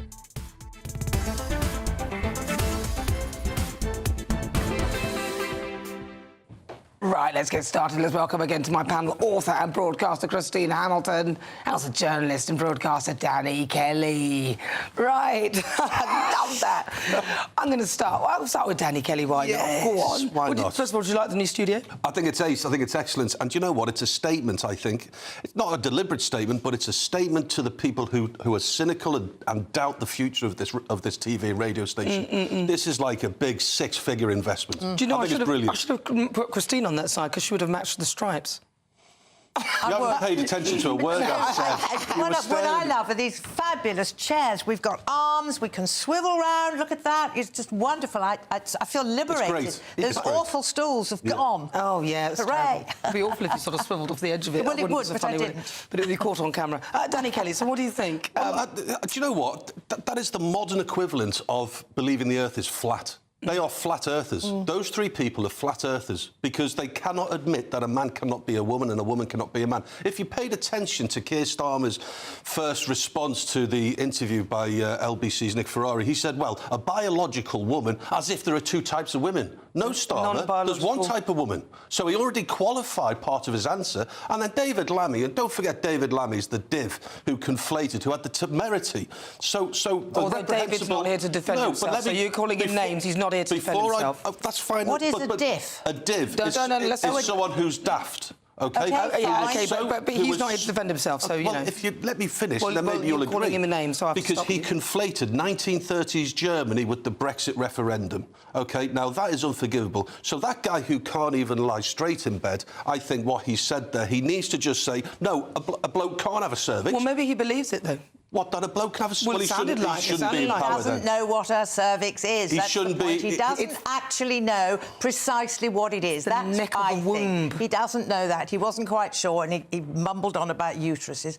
But what they are all terrified of doing is offending a tiny minority of people who are trans and those who think that their rights should trump the rights of women. We're not talking about the rights of men, are we? The rights of women. And they are so frightened of offending them that they are not prepared to say comments. Keir Starmer, I mean, his wife must say to him, pillow talk. Now, come on, Keir, for goodness sake, you've got to get... No, come on. Well, he has... Well, to be fair to Keir, he first of all admitted that a woman is an adult female, and then he agreed with Tony Blair that a woman has a vagina and a man has a penis. So, and that's more recently. So he has qualified that he now acknowledges it. But again, when they're given questions to apply this qualification, they then seem to struggle. Yeah. They do, and then we have this lady... By the way, I thought Jane, she's going to go into the annals of the... I mean, very dangerous for politicians to meet members of the public because they trump them just like that. Jane was fabulous. I happened to listen to it at the time. I thought, go, girl, go, girl. She wouldn't let it go. It was wonderful. But... I don't know. It's such a basic issue. It is so obvious. Why can't they just say it? And we've now got this problem with the nurses who have walked out because, a man is allowed into their changing room just because he says he's a woman. What's that story? Yeah. Oh, the nurses' changing rooms in a hospital. I think they've walked out of the hospital and left their jobs because a man with a penis was coming into their changing rooms, watching them change, staring at them while they changed, which should not be allowed. It's appalling. Well, you see, the thing is as well... Starmer defends the man has he actually done that, though? He hasn't done that, though, specifically on this case, has he? He hasn't specifically done that on this case. But what the problem with it is that now... would defend, OK. But he hasn't actually done that. But the problem with it is, you know, and I know there's some lovely, some amazing trans people. They are wonderful. Yes, me too. You know, and they don't even think this is a good idea either. They hate so I wonder what this is coming from, because it's obvious. It's quite clear. It's just to protect female-only spaces. That's not an insult to somebody who believes they're trans. But exactly this. The nurses said that the guy would actually stare at them whilst they were changing. So it opens the door to people who will take advantage of it, and that's the problem. There are some Liberal commentators, and I remember listening to one on national radio, who was treating this woman's concerns with such casual disregard and contempt when she complained that she didn't want a biological male in the changing rooms watching, or just changing next to her. No. Now, this national presenter has daughters, and I wondered whether he was really being sincere or whether he's nailed his colours so much to the flag he's got to be intransigent and incorrigible, and he cannot change his views. Because that's the thing, once you... this is why they you're in there, you have to, because Wes Streeting even then decided that he's actually not agreeing with what he said earlier. So well, it's great that people can change their minds. But it's one hell of a humiliating climb down. Yes, but as Jane pointed out, 51% of the population are women, and we have fundamental rights that we were born with and we've been born with for thousands of years, and we cannot have a minuscule number of people trampling over our rights. It's crazy. Well, the thing is, now, like I said, most trans people are not... They're not interested in it, and they are quite agreeable and very nice and caring, loving people who are going through their own issues. But there you open the door to people who will take advantage of it, and that's the problem. And that's where the problem was. Keir Starmer could not protect female-only spaces if a woman can be defined as a man. As a bloke, would you two object to a transitioned male who now has transitioned into a quote-unquote female? Or I get the objection with a bloke who's fully intact, I get that. But what about, I don't know, what about, like, people like India Willoughby, for example? I think no, absolutely not. I think on principle, I think it makes it easy if you have one line and you stay with that. Whether you've been through the transition or not, I think there should be a third space. The trouble is, Nana, that is fine, on a practical basis... Listen, which loo do they go in? On a practical basis, where do they go? There should actually be a third space. There should, but there is. In most places, because you have to provide a disabled loo or one for others, every building has to do that, so that would be where I would say a different toilet. Oh, that's interesting. And it's usually a disabled disabled, or you know, because that is usually the space for they would say that's dehumanising. No, it's not dehumanising. That's what they would say. No, they wouldn't say. They say I'm not disabled. Listen, that's not the point. Have multi-sex loos like we do here. Yeah, but that's an open That's an open thing where you have cubicles. You would have cubicles. But listen, we'll come back to that. What do you think? GBNews.com/your thing. It's always a subject that gets such conversation, but yet it is the most basic biology, isn't it?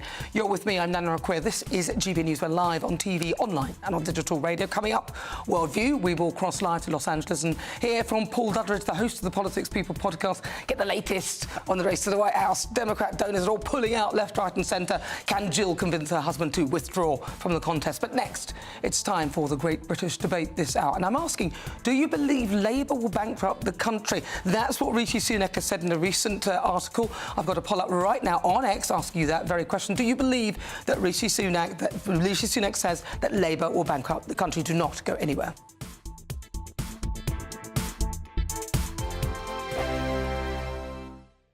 Sunday nights on GB News. From 6, Neil Oliver. At 7, it's Free Speech Nation with Andrew Doyle. At 9, Mark Dolan. And at 11, get set for the week ahead with headliners. Tomorrow's papers tonight. GB News, the People's Channel, Britain's news channel. Britain's Newsroom. Weekday mornings from 9:30. I've got a grade 3 astrocytoma brain tumour. Once I was diagnosed, I tried to do my claim with my insurance company and was rejected. They then also cancelled my life insurance and also cancelled my wife's policies as well. And this is Zurich Insurance, John. This is Zurich, and their point was, because you'd had some dizzy spells, which you hadn't told them about, they say dizzy spells equates to brain tumour, which there's no evidence to support that. I was with King's College Hospital. They ignored them. King's College Hospital were the experts. So you were expecting £25,000? Yeah, that was a critical illness claim. Critical illness, because you've got a critical illness. Clearly, it couldn't be more critical, could it? No. Michelle, you've got a lovely, poorly husband, and you're also worrying about paying the bills and what the future holds. Yeah. What impact is this having on you on a day-to-day basis? I try not to think too much about the future because it does upset me. I'm kind of thinking, when John does go, I'm left with a mortgage to pay and 2 young children. How old are your kids? 5 and 3. Right. So it's incredibly tough. And are you working? I haven't worked since having the children. Right. And that's a decision we made when we had children. In the grand scheme of things, this amount of money is a drop in the ocean for a company like Zurich. Yeah, because I think they could make all this go away. I've read some of the statement. Zurich said, "We're sorry to hear of the very difficult circumstances Mr. Rendler's family are experiencing." You're terminally ill, and they're calling that difficult circumstances. The People's Channel. Congratulations to the GB News winners at this year's Trick Awards. And the winner of Interview of the Year is... Alistair Stewart reveals his heartbreaking diagnosis to Camilla Tominey. And the winner is GB News Breakfast. And the winner is Nigel Farage. And thank you to you, our GB News viewers and listeners, for making us the People's Channel, Britain's news channel. I'm Stephen Dixon, and thanks for joining us on GB News, Britain's news channel.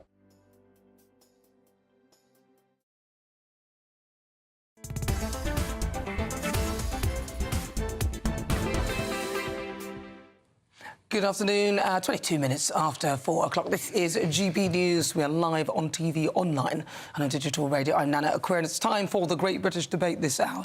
I'm asking, will Labour bankrupt the country? Now, Labour would bankrupt every generation, is what Rishi Sunak has said, as he warned that voters that they have 4 days to save the country. The Prime Minister claimed that Sir Keir Starmer's party would raise taxes for people in every stage of life. And that is as Keir Starmer said that his party would not raise income tax, national insurance or VAT, and others are saying that Labour would need to find the money from somewhere. Could we see a return to the old tax and spend Labour? Although, to be honest, coming from Rishi Sunak, the person who put the taxes up to the highest ever level that they've been for quite some time, I'm not so sure whether you trust either. So for the Great British Debate this hour, I'm asking, do you believe Labour would bankrupt the country? I'm joined now by Neil Hamilton. He's a former leader of UKIP, political commentator Matthew Stadlen and political commentator Lee Harris. Matthew Stadlen, I'll start with you first. Labour, potential bankruptcy of the country. Remember how we picked up, how the Tories picked up this country all those years ago? There was no money left. I mean, has anyone been watching this campaign? Keir Starmer is about as steady as they go. He's about the most cautious politician we've seen in this country for 2 decades. The accusation that the Conservatives and others have been throwing at Keir Starmer for some time now is that he's boring. The idea that he's going to crash the economy, particularly if people bother to read Labour's manifesto and have a look at the fiscal rules, are aware of economic reality, such as the fact that we now have the OBR, the Office for Budget Responsibility. That, by the way, wasn't in place last time Labour was in government. So definitely not. I mean, I'm not saying that Labour is going to create a utopia and that all of Britain's problems, of which there are many, and they've been mounting over the last 14 years, are going to disappear overnight or even in a year or two of a Labour government. It's going to be a real challenge, and the government is going to have to get its hands dirty and do the really nitty-gritty. But the idea is going to bankrupt the country is just nonsense peddled in part by the right-wing media and also, of course, by Rishi Sunak himself, who is a desperate Prime Minister in his last week in office. OK. I suppose this could be fair comment and ladled at him, but you've got to admit quite a few of the Labour policies, including the Green ones, have been retracted. Neil Hamilton. Yeah, well, as you say, Nana, the Tories have already done the job for Labour, haven't they? So Liam Byrne's note, if it still exists, should be left on the desk. There is no money left. And it's true, you know, the Tories have doubled the national debt. You know, they spent $500 billion on their COVID measures, and that's borrowed money, which has got to be paid back, or at least financed. Well, they would argue that, to be fair, the world had to deal with COVID, and a lot of other countries are in similar and were in a similar position, and actually we were one of the fastest to recover. Yeah, but they could have taken the Swedish approach, for example, and we wouldn't have got quite in such a mess as we've got now. But as a result of that, of course, the tax burden is at the highest level that it's been since the late 1940s. And as a kind of gimmick, in the last budget, Jeremy Hunt removed non-dom status, which is what Labour were planning to do in order to shoot their fox. So the Tories are deliberately doing Labour's job for them. Well, to be fair to Rishi Sunak as well, he's brought inflation down. We're at 2%, aren't we, Lee? I mean, that's pretty good from where it was. Yeah, I don't think Rishi Sunak can take too much credit for that. I think it was going to happen anyway. Well, hang on. If it hadn't happened, you'd be blaming him. So I think credit where credit is due. No, that's if he'd gone the other way. Yeah, if he's going to take credit for one, he should be able to. But no, I think it's true to say that he can't take too much credit for that, because a lot of the inflationary pressures that we were having were more supply-side inflation. It wasn't really to do with consumer inflation. It was more supply-side. So there wasn't a huge amount that he could have done about it anyway. But yes, you're right. We'll give him the credit for it. I think, look, there's 50 billion tax gap already baked into the system. No matter who takes over, it's going to be difficult. Taxes are going to have to go up. The thing that I've got a problem with Labour is I don't think they're being completely honest with us about where those taxes are going to come from. And you can tell by the way that we've had non-answers from a lot of their major politicians over the last week. We don't know what they're going to do. Are they going to put council tax up? Are they going to, you know, go mad on net zero? I think we've already had a leaked recording to saying that there's going to be hundreds of billions that, admittedly, some of it's going to be coming from private investment. But he explained that, and that was explained that would happen anyway. So they would always get private investment. 100 billion is pretty standard sort of thing. So they'll have a certain amount of investment. Then they will put it out to the private sector as well. This is Great British Energy. True. I just think that they've got to be careful. I don't think it's in Labour's DNA to be. I know they're saying they're going to be pro-business, but it's not in their DNA, and they've got to be careful about inward investment and to make sure that they keep this country competitive, which I think is going to be key in the next few years, especially with what's going on in the European Union. Well, Matthew, I mean, Lee's saying it's pretty much in their DNA to raise taxes, and let's be fair, they are known as the party who do raise tax, and they've said they won't raise tax on working people. So I'm wondering, have they mentioned where they're going to get the money from? Because there's a big hole in the coffers, and they need to find money from somewhere. I point you in the direction this time. I mean, a moment ago I pointed you in the direction of Sir Keir Starmer. Now I put you in the direction of Rachel Reeves. She is an extraordinarily, from my experience of her, both meeting her in person, interviewing her, but also watching her, as we all have, on the television, listening to her on the radio, she's a very shrewd, smart and sensible operator. And her priority is absolutely going to be not to rock the boat economically. She wants to have a strong and stable economy. And by the way, to the extent that Labour are going to be radical in any way, they are going to really start building. That's what we've got to hold them to account over. And as a building what? Sorry. building houses. And as a left-leaning political commentator, it will be partly my job in about 5 days' time to start holding a Labour government to account, to make sure that they are going to do what they say they will do. But in terms of economic stability, I would be very, very surprised if Rachel Reeves does a single thing to rock the boat. And there are now the sort of seeds of some positive economic tailwinds that I think might help Labour in its first 1 or 2 years in office. Well, they said the first 100 days they're going to make some big changes, Neil. Oh, yeah, I believe that when I see it. No, I think the big problem is that nothing much is going to change under a Labour government. We do need change. We need to scrap loads of pointless regulations that are constraining business on the one hand. If we're going to get a growing economy, we've got to get government off the backs of business and the people generally. That's not going to happen under Labour. It didn't even happen under the Tories. That's the big complaint that most people who are not going to vote Tory this time, having done so in 2019, have got, is that they haven't actually acted as a Conservative government. They've been acting as a social democratic government, and that's what you're going to get from Keir Starmer. And Rachel Reeves, as Matthew says, is just a backroom Bank of England bureaucrat with no experience whatsoever. Well, I didn't think he said that. He never said that. No, I'm just... He didn't say that, did he? I'm just interpreting what he said. Misinterpreting, I think, is the word there. No, that's her only experience of business, is working in the back room of the Bank of England as a regulator. So she has certainly got no understanding of entrepreneurialism or what motivates markets, and that's what we need. I'm going to give Matthew 20 seconds to come back on that. You've only got 20 seconds there because the news is coming up next. No, I think she's a very experienced political figure who's got a big brain, understands the economy. And I just ask viewers to ask themselves what Rishi Sunak was doing during the financial crisis. What was he doing? Do you know? Making money. Well, he certainly Making wasn't money, do working you in the think best he was? interest. He certainly wasn't working in the best interests of the country. You don't know that. What evidence have you got for that? What I've read is true. No. He was working, in California. Where did you read that? On Google? He was working for a big bank. No, read the news, Nana. No, I read the news. Don't patronise me. Listen. You just patronised me. No, because you said... Listen, it's not who. You were patronising me and I pulled you up on it. And you yeah. So I'm holding you to account as to where you found the information. That's not patronising. Where did you find it? In the news, Nana, in a reputable source. Which one? There's lots of news. Where? What source? I think I can't remember whether it was GBNews, BBC News or The Guardian. It's in your head, isn't it? Listen, thank you so much, Matthew Stadlin, Lee Harris, and also Neil Hamilton. Thank you so much. Right, this is GB News. We're live on TV, online and on digital radio.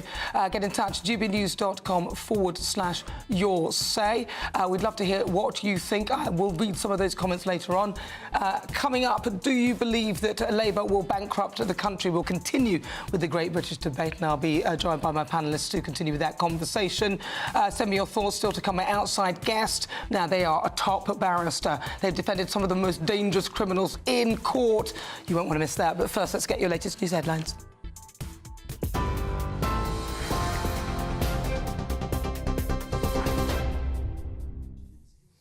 Very good afternoon to you. It's just coming up to 32 minutes past 4. The top story today. The leader of Reform UK has told a gathering of supporters that he would axe the TV licence fee which funds the BBC.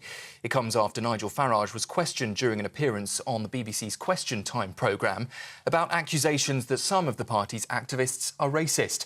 Well, Mr Farage also took aim at the opposition parties, saying he wants to be an alternative to slippery Sunak, and described Sir Keir Starmer as having the charisma of a damp rag. Spanish police have called off the search for missing teenager Jay Slater in Tenerife. The 19-year-old from Lancashire vanished whilst walking to his accommodation on the 17th of June. It comes just 2 days after the force appealed to expert volunteers to help explore rugged terrain on the island. And voters in France are heading to the polls there in a snap election that could see the country's first far-right government since the Second World War. If the National Rally does win, Macron would still remain as president until his term ends in 2027, but he could be forced into an awkward power-sharing arrangement with Eurosceptic Jordan Bardella, who's just 28, installed as Prime Minister. In the US, the White House is pushing back on reports that President Biden plans to discuss the future of his campaign with his family at Camp David today. It's after a report by NBC News that alleged that senior party members are pushing for the president to now stand aside following his performance in a televised debate against Donald Trump. But officials say the trip was planned before that debate. And the atmosphere is building as fans gather ahead of England's last 16 match with Slovakia in the next half hour at Euro 2024. The two sides are expected to play against Switzerland, whoever wins that match. Those two sides go head-to-head in the quarter-final tonight. The England captain said that he believes the players are going into the knockout stage in top form. Well, those are the latest GB News headlines for now. I'm Sam Francis, and I'll be back with your next update in half an hour. For the very latest GB News direct to your smartphone, sign up to News Alerts by scanning the QR code or go to gbnews.com/alerts.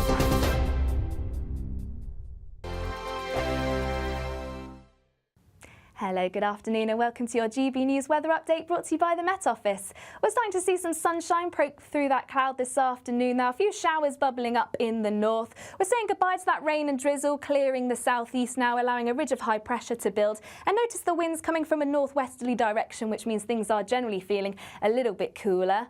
Overall, into this evening, though, there will be plenty of dry weather around once those showers ease into the evening. A mix of cloud and some clear spells. A bit of a change on its way in the west, though, as we start to see some outbreaks of rain move their way in. Nothing particularly heavy, but leading to quite a damp start for Monday morning. Under those clear spells, feeling a little bit cooler, but most towns and cities remaining in the double digits. To start the new working week then, it is going to be fairly damp, particularly across western parts of Scotland. A few heavier outbreaks just feeding into the west too, but across the east, largely dry, fairly cloudy though. Quite a damp start once again across Northern Ireland, northwestern England, once again in the far east. A few bright sunny spells to start the week. A damp start once again across Northern Ireland, a few showers across Devon and Cornwall, but across central and southeastern England, largely dry, even starting to see some bright sunshine to start the week. On the whole, though, Monday is going to be quite an unsettled day. We'll see those outbreaks of rain continue to push their way eastwards, a little bit heavy at times, mainly across the hills. But once that rain clears through, some bright sunshine will begin to develop and staying driest for longest across the south and southeast. And that's where we're going to see the best of the temperatures. Highs of around 21 Celsius, so a notch down compared to the weekend. Into the evening then, we'll gradually say goodbye to that rain as it clears into the North Sea. A few spots of rain and drizzle for parts of northern England and parts of Wales, but on the whole, it is going to be a largely dry night. Next week, fairly changeable with some rain and showers, but where you do catch the sunshine, it should still be feeling pleasant and warm. Hi there, I'm Michelle Dewberry and I'm going to take a second to tell you all about my show, Dubes & Co. We start off with the issues of the day. We then bring in both sides of the argument. We get rid of the disrespect. And then you throw me into the mix. And trust me, I'll tell it exactly how it is. And then, of course, the magic ingredient, you at home. We mix it all together and what have we got, in my opinion, the best debate show in town. Monday to Friday, 6 till 7 on GB News, Britain's news channel. On election night, we are throwing a party. The GB News Election Night Watch Party will be live from Essex and you are all invited. On air from 10 o'clock, we'll have familiar faces from across the channel, entertainment and lots more stuff as we keep our eye on all the results as they come flying in. If you want to join our live Election Night Watch Party audience, scan the QR code on screen or go to gbnews.com/election party.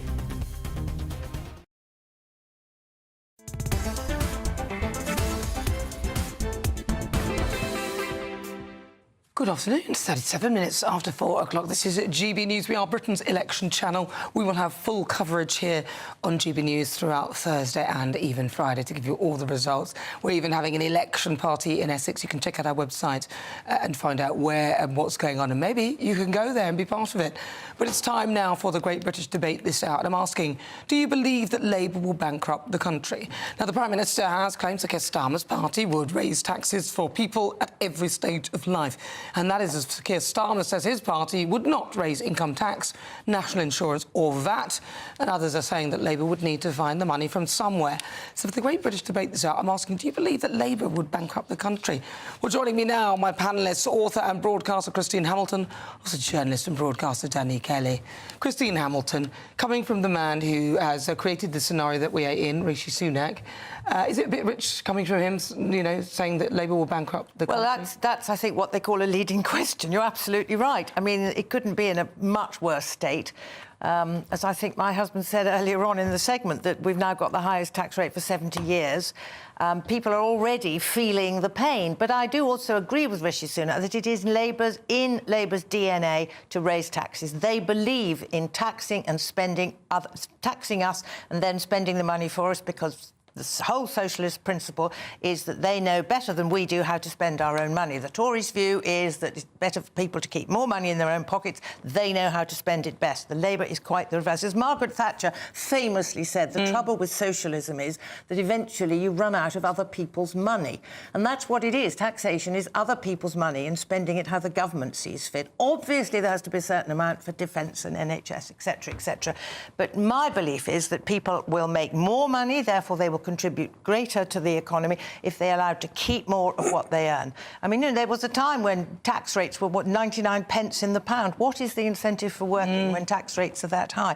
So I think, you know, the economy's in a massive mess anyway. We've got a massive recovery job on our hands, and we'll see. But my view is, yes, they will put... They've been very unclear. No, we won't put up this, we won't put up that. Well, they've been very clear about income tax. Certain things, but they have been very evasive about other things. And what they haven't said is, what's it called? Stealth taxes. They won't put up the threshold so that people will suddenly find that they're paying more by stealth. Well, OK. We'll see. Only a minority of people, though, I would think. Yeah, but if you're in that... Well, not if all... It might not be, because... If the thresholds don't go up. Obviously, if you're going to get money, you need to get it from the majority. Little bit, but from the majority. Well, the alternative is to go after these mega corporations. Now, they are a minority. They're a tiny minority, but they're holding a load of dough. Just go abroad, won't they? I don't think they do, you know. Well, I'm personally not convinced by that argument about people just, like nurses, just going off to Australia. Well, a lot of them have. Yeah, well, it depends what you mean by a lot, because it's a massive upheaval to uproot from the UK with all your family, your mum, your dad, maybe you've got children, brothers and sisters, just to go to Australia for a career. That's a massive upheaval. Yeah, but not for the very wealthy, it's not, because they can have houses all over the place. They just pick up their domicile and go to some other part of the world and make their money there. Well, I apply the same logic. Danny Kelly, let him finish it. Yeah, so I don't buy that, but that's your view.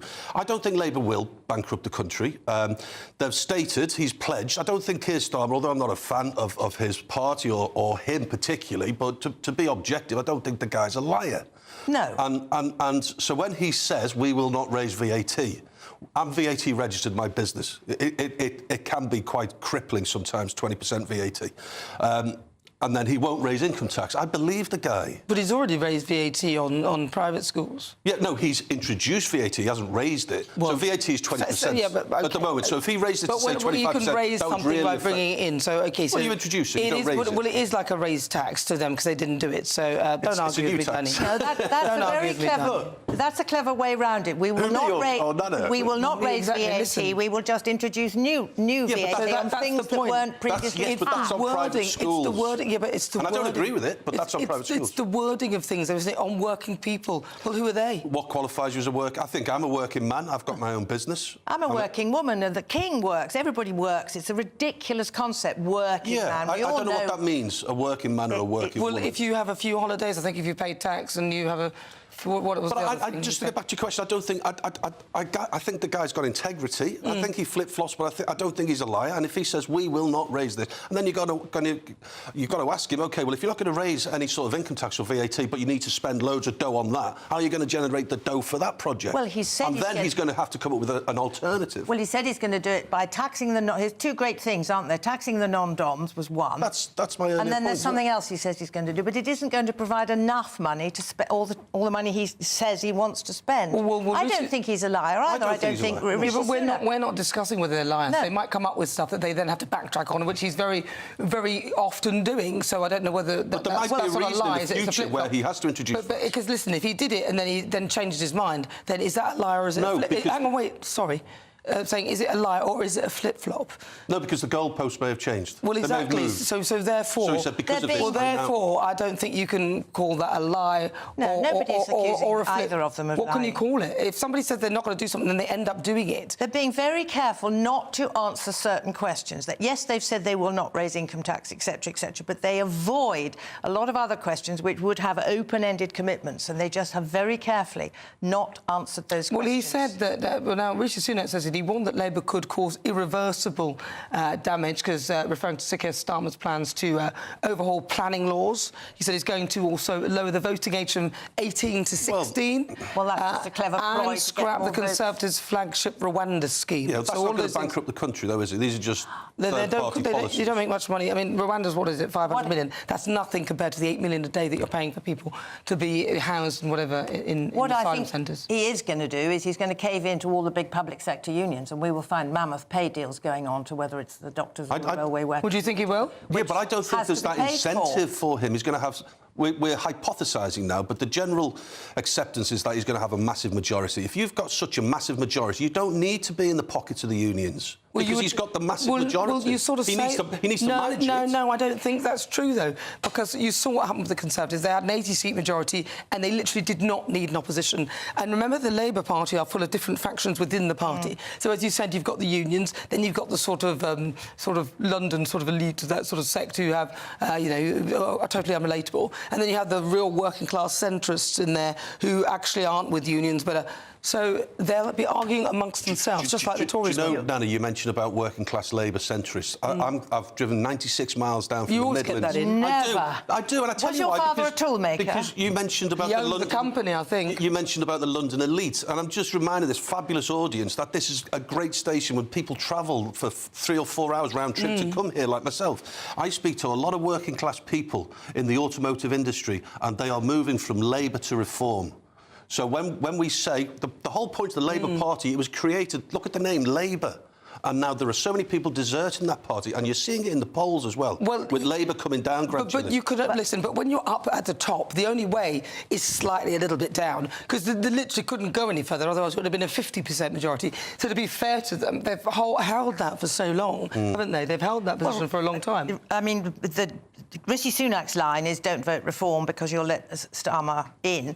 Reform has, I think, made a massive dent in Labour as well. They've made a massive dent in Labour, and since Farage came forward, I mean, they've just gone like that in the polls, and they're taking votes from everybody. But what about the Liberal Democrats? They're doing quite well as well. They're doing extremely well. And Liberal Democrats are mopping up where the Tories are falling away. I'm impressed by Democrats. Well, I'm not a fan of him or his party, but I'm really impressed with his PR.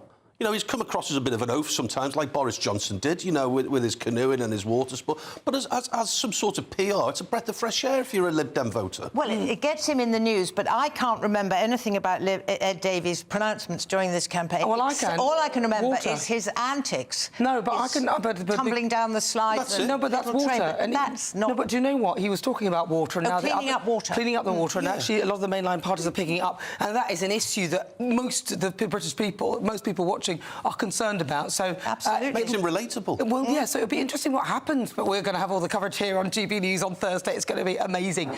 You're with me. I'm Nana Akua. This is GB News. We're live on TV, online, and on digital radio. Coming up for the Great British Debate, I'm asking, can TV debates sway your opinion?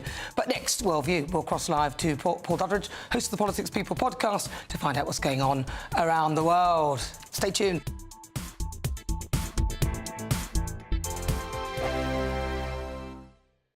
This election night, we're putting on a party. And you are invited. We'll be here with you. Following all the twists and turns. As well as all the live reaction from our election night watch party. With our GB News lineup. And as morning breaks, we'll be here with breakfast from 6 a.m. As it becomes clear who the winners and the losers really are. Vote 2024. Thursday, the 4th of July. Only on GB News. Britain's election channel. This is GB News, Britain's news channel. Almost half of those seeking to have an affair are happier with their job than with their primary relationship. But what exactly does a cheater do for a living? Well, medical assistants and nurses, surprisingly, top the lists of professions for female cheaters, and it's jobs in IT or tech for male cheaters, which I think is less of a surprise. No. This is all according to a survey by the dating site Ashley Madison. OK, so why do people cheat? To answer this, we're joined now by broadcaster and psychotherapist Lucy Beresford. Good morning, Lucy. Morning, Lucy. So, is it OK of me to say naughty nurses in this day and age? Am I going to get cancelled for that? You're out. Yeah, I'm out. Been Go on. cancelled. See ya. There's the door. There we But go. yes, you're talking about the caring professions, and I think it's very appropriate. Surprised by that. That women, well, because they're very nurturing, very loving, very giving, whereas the males who are in tech and IT, very strategic. Is there a link between high-pressure jobs, maybe nurses infamously, you know, they're working long hours, underpaid, stressed out? Is there a link between jobs of that nature and cheating, maybe as a relief? Absolutely. Is it just about sex, or is it about emotional connection? Is it about emotional validation? And increasingly, people are discovering that their primary relationship is just not a place where they feel safe. This survey found that personality didn't actually come into it that much. It was about half and half if you're an introvert or an extrovert that you'd be likely to have an affair. I think that's right. And I think that just speaks to the fact that all people want to have a good emotional connection. So it doesn't matter whether you're really social or whether you're someone who has to recharge your batteries in private time, that actually we only ever want three things in life. We want to feel safe, we want to feel loved, but we also want to feel heard. And in increasingly a number of marriages and long-term relationships, we get into grooves, we get into ruts, and we stop hearing our partner, we stop listening to them, and they stop listening to us. The People's Channel. I'm Patrick Christie's. Every weeknight from 9, I bring you 2 hours of unmissable, explosive debate and headline-grabbing interviews. What impact has that had? We got death threats and the bomb threat and so on. As time passes, She could have said storm. you made my argument for me. My guest and I tackle the issues that really matter with a sharp take on every story. Went everywhere. Something practical could be done. I can become something different. Patrick Christie's tonight from 9 p.m. only on GB News, Britain's news channel.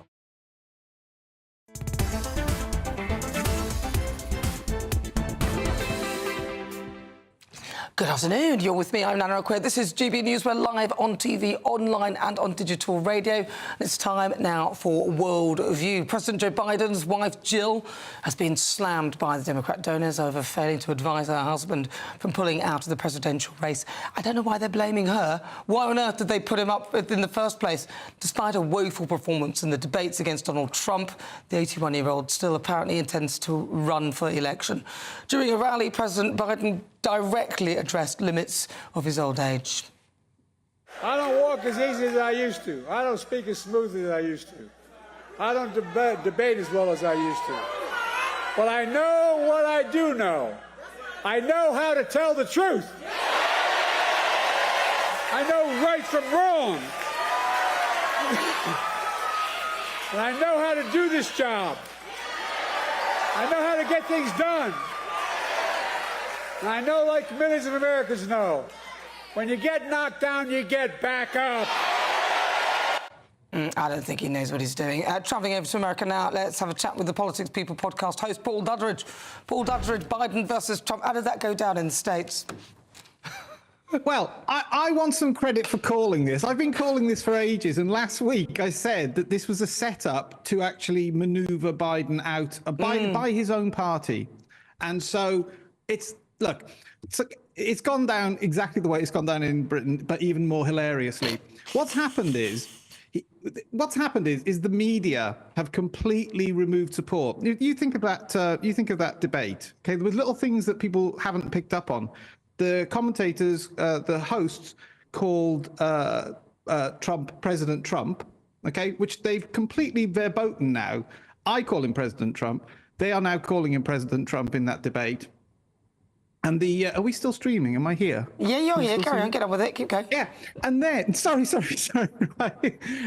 And the way they angled the whole of the debate was like the worst possible angle for Joe Biden, and they didn't keep calling Trump a felon. Okay, and so the whole thing is now just a display of the power of the American media. They've decided to withdraw support from Biden. Basically, this is a collusion between the Democrat Party and the US media. he's out. He is definitely out. How it's done now is going to be the interesting thing. It was fascinating, isn't it? What about the Supreme Court ruling then that could throw out hundreds of the January the 6th cases? Yeah, there was one of the January 6 cases. They got a lot of people on obstruction of a process, a political process, and it was challenged. And this week, SCOTUS, the Supreme Court, agreed with the person charged, and that means that's the one charge they got hundreds of January the 6th protesters on was this idea that they were obstructing, and it's gone. So they're going to be this. You know, America's collective nightmare is going to be over soon. What's interesting is who's going to be the candidate. At this point, I'm saying I'm willing Biden to be the candidate. I'm just like praying now. This is like the dog that caught the car. Who do you think? I really wish. Who do you think? I think it's Gavin Newsom's the most likely. Gavin Newsom with Pete Buttigieg as his vice president is the most likely. But watch out for Gretchen Whitmer. She's the governor of Michigan, and she was there on the night. She has been maneuvering in Washington for weeks now. And so Gretchen Whitmer's the name to look out for in the UK. She's now, current governor you've of got 20 Michigan. seconds. I want to hear about Trump's sentencing. These hearings on July the 11th, it might be televised. Are they likely to find him guilty of anything? But he's already been found guilty. It's the sentencing now. So I think it's going to be... Yeah, it's going to be non-custodial, I believe, but they will probably ankle tag him. That's exactly how they'll do it, I think, just to, again, humiliate and defenestrate him. That's what the intention will be. But it won't be custodial, I don't believe. Not for Paul first Dudridge, offence. thank you so much. Host of the Politics People podcast, Paul Dudridge. This is GB News. Coming up, the Great British Debate. I'm asking, have the TV debates swayed your vote? First, let's get an update with your weather.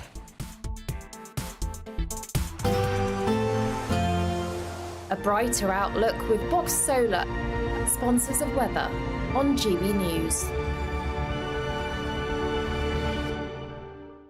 Hello, good afternoon and welcome to your GB News weather update brought to you by the Met Office. We're starting to see some sunshine poke through that cloud this afternoon. Now, a few showers bubbling up in the north. We're saying goodbye to that rain and drizzle, clearing the southeast now, allowing a ridge of high pressure to build. And notice the winds coming from a northwesterly direction, which means things are generally feeling a little bit cooler. Overall, into this evening, though, there will be plenty of dry weather around once those showers ease into the evening. A mix of cloud and some clear spells. A bit of a change on its way in the west, though, as we start to see some outbreaks of rain move their way in. Nothing particularly heavy, but leading to quite a damp start for Monday morning. Under those clear spells, feeling a little bit cooler, but most towns and cities remaining in the double digits. To start the new working week then, it is going to be fairly damp, particularly across western parts of Scotland. A few heavier outbreaks just feeding into the west too, but across the east, largely dry, fairly cloudy though. Quite a damp start once again across Northern Ireland, northwestern England, once again in the far east. A few bright sunny spells to start the week.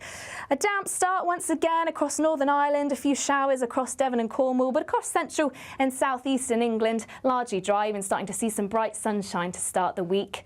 On the whole, though, Monday is going to be quite an unsettled day. We'll see those outbreaks of rain continue to push their way eastwards, a little bit heavy at times, mainly across the hills. But once that rain clears through, some bright sunshine will begin to develop and staying driest for longest across the south and southeast. And that's where we're going to see the best of the temperatures. Highs of around 21 Celsius, so a notch down compared to the weekend.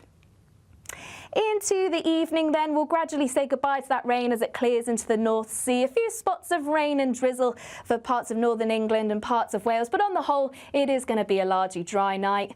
Next week, fairly changeable with some rain and showers, but where you do catch the sunshine, it should still be feeling pleasant and warm. Looks like things are heating up. Boxed boilers, sponsors of weather on GB News.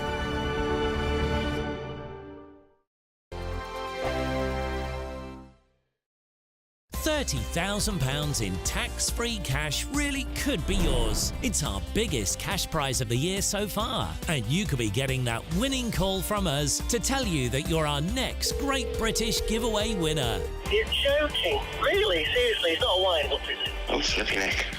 Oh, dear. Oh, my God. This is amazing. I'm in shock. Like I said, I've never won anything like this. That is absolutely fantastic. We're over the moon. Thank you. For a chance to win £30,000 in tax-free cash, text cash to 63232. Text costs £2 plus one standard network rate message. You can enter online at gbnews.com/win. Entries cost £2. Or post your name and number to GB07 PO Box 8690 Derby DE1 9TT. UK only. Entrance must be 18 or over. Lines close at 5 p.m. on the 30th of August. Please check the closing time if listening or watching on demand. Good luck. Sunday nights on GB News. From 6, Neil Oliver. At 7, it's Free Speech Nation with Andrew Doyle. At 9, Mark Dolan. And at 11, get set for the week ahead with headliners. Tomorrow's papers tonight. GB News, the People's Channel, Britain's news channel. If you want your news to be straight talking, this is a nightmare for the Conservatives again. Down to earth. It's not just Nottingham where this is happening, is it? And most importantly, honest. Hard-working, middle-class taxpayers, they'll get their book thrown at them. They catch me, Martin Daubney, Monday to Friday, 3 till 6 p.m. on GB News, Britain's news channel. I'm Christopher Hope. From pop stars to politicians, I'll interview anybody in a pub who's got a political opinion. Join me every Friday on Spotify, Apple Podcasts, YouTube or gbnews.com, or wherever you get your podcasts. GB News, Britain's election channel. Congratulations to the GB News winners at this year's Trick Awards. And the winner of Interview of the Year is... Alistair Stewart reveals his heartbreaking diagnosis to Camilla Tominey. And the winner is GB News Breakfast. And the winner is Nigel Farage. And thank you to you, our GB News viewers and listeners, for making us the People's Channel, Britain's news channel. Are the newspapers getting you down? My wife didn't divorce me that month. Struggling to separate the wheat from the chaff? I know that it's a bit of a circus at the best of times. Well, don't worry. Headliners has got you covered. We'll take the burden of reading the day's news, and if we get depressed, who cares? It's an occupational hazard, frankly. That's Headliners on GB News from 11 p.m. till midnight, and the following morning, 5 till 6 a.m. on GB News, the comedy channel. Nah, just kidding. Britain's news channel.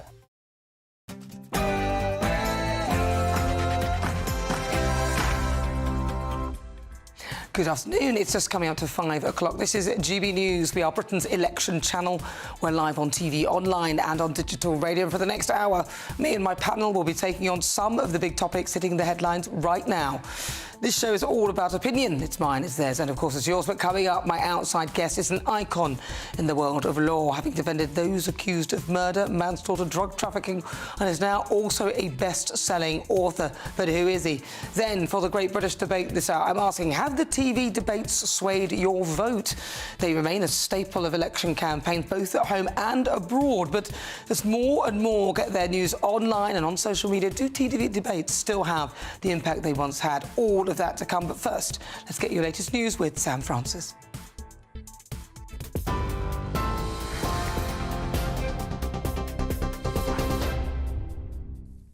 Nana, thank you very much and good evening to you. It is exactly 5 o'clock and the top story tonight from the newsroom.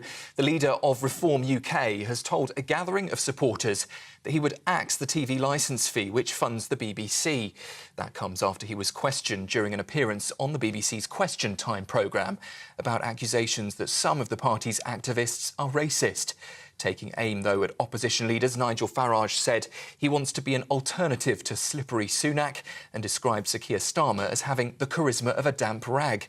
At the event in Birmingham today, Mr Farage claimed undercover footage of a campaigner making a racial slur against Rishi Sunak was part of a smear campaign, which Channel 4 have denied. This guy is a setup. He was acting from the minute he walked into that office. He came up with a stream of invective not seen since Alf Garnett was on the television in the early 1970s. And some of it was just, turning moths into Wetherspoons. It wasn't even serious. It was nonsense.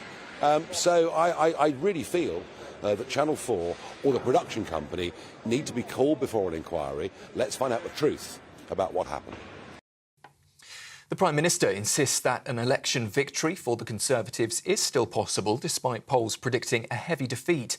In an interview for the Sunday Telegraph, Rishi Sunak warned that Labour's tax plans would bankrupt people in every generation. However, Labour says its first steps in power would be restoring economic stability and cutting NHS waiting lists. The party continues to lead the Tories in the polls by around 20 points ahead of Thursday's election. Pat McFadden, Labour's national campaign coordinator, told us earlier that Labour has been clear on tax.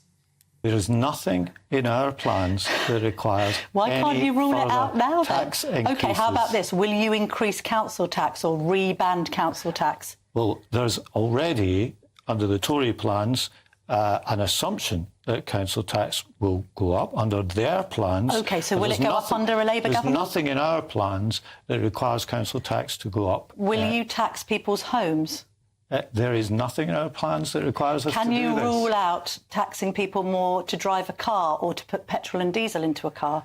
Can you rule that out? There is nothing in our plans that requires us to do that. Now, OK, so nothing in our plans and ruling things out are two different things. Pat McFadden there speaking to Camilla Tominey this morning. Well, in France, there has been an unusually strong turnout in the first round of parliamentary elections there as the far right is seeking a historic win. That turnout has been calculated at just under 70%, the highest in almost 40 years. President Macron called the snap vote after the far right did well in EU elections a few weeks ago.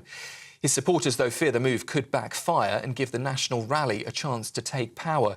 If that happens, Macron would still remain as president until his term ends in 2027, but he could be forced into an awkward power-sharing arrangement with Eurosceptic Jordan Bardella, who's just 28, installed as Prime Minister.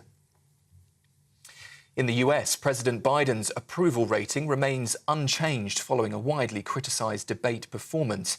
A poll by Morning Consult found the president retains a 1-point advantage over Donald Trump, which is the same margin recorded the day after Trump was convicted of criminal charges. However, 60% of those surveyed said the president should be replaced before November's election, though no alternative candidates performed better in the poll.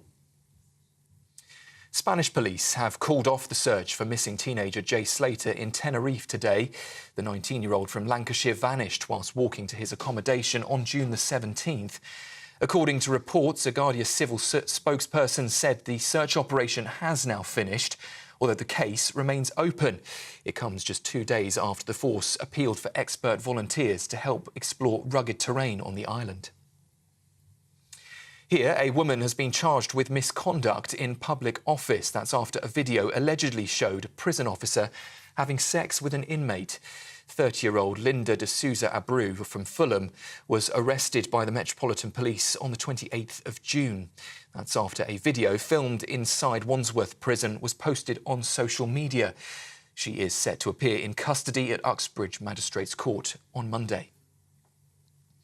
And finally, before we hand back to Nana, some sports news for you. And I'm sure you're well aware, England are just kicking off against Slovakia in Gelsenkirchen as the squad aim to book their place in the Euro 2024 quarter-finals. If you're watching on TV, you can see here the live pictures from the Wembley fan zone in London, where the atmosphere has been building throughout the afternoon ahead of tonight's last 16 match. We understand that Kobe Mainoo starts in place of Conor Gallagher. That's the only change to Gareth Southgate's starting 11. And with a place against Switzerland at stake, England captain Harry Kane told the pre-match press conference earlier that he's confident the players are going into the knockout stage in top form. And we'll keep across the scores for you throughout the evening here on GB News. Those are the latest headlines for now. I'm Sam Francis. More in half an hour. For the very latest GB News direct to your smartphone, sign up to News Alerts by scanning the QR code or go to gbnews.com/alerts. This is GB News. Good afternoon. It's just coming up to 36 minutes. I'm just making it up now. 6 minutes after 5 o'clock. I'm Nana Akua. We're live on TV, online and on digital radio. And in the next hour, me and my panel will be taking on some of the big topics hitting the headlines right now. This show is all about opinion. It's mine, it's theirs, and of course it is yours. We'll be debating, discussing, and at times we will disagree, but no one will be cancelled. So joining me today is author and broadcaster Christine Hamilton and also broadcaster and journalist Dan Annie Kelly. Right, still to come, every Sunday at 5, I'm joined by a celebrity, a former MP or someone who's had an extremely interesting career. Take a look at life after the jobs. We talk highs, lows and lessons learned.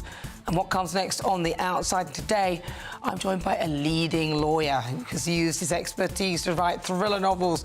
He's also a keen sportsman, having won a number of national champion titles, and he's an international boxer. But who is he? That is the question. Then, for the Great British Debate this hour, I'm asking, have the TV debates swayed your vote?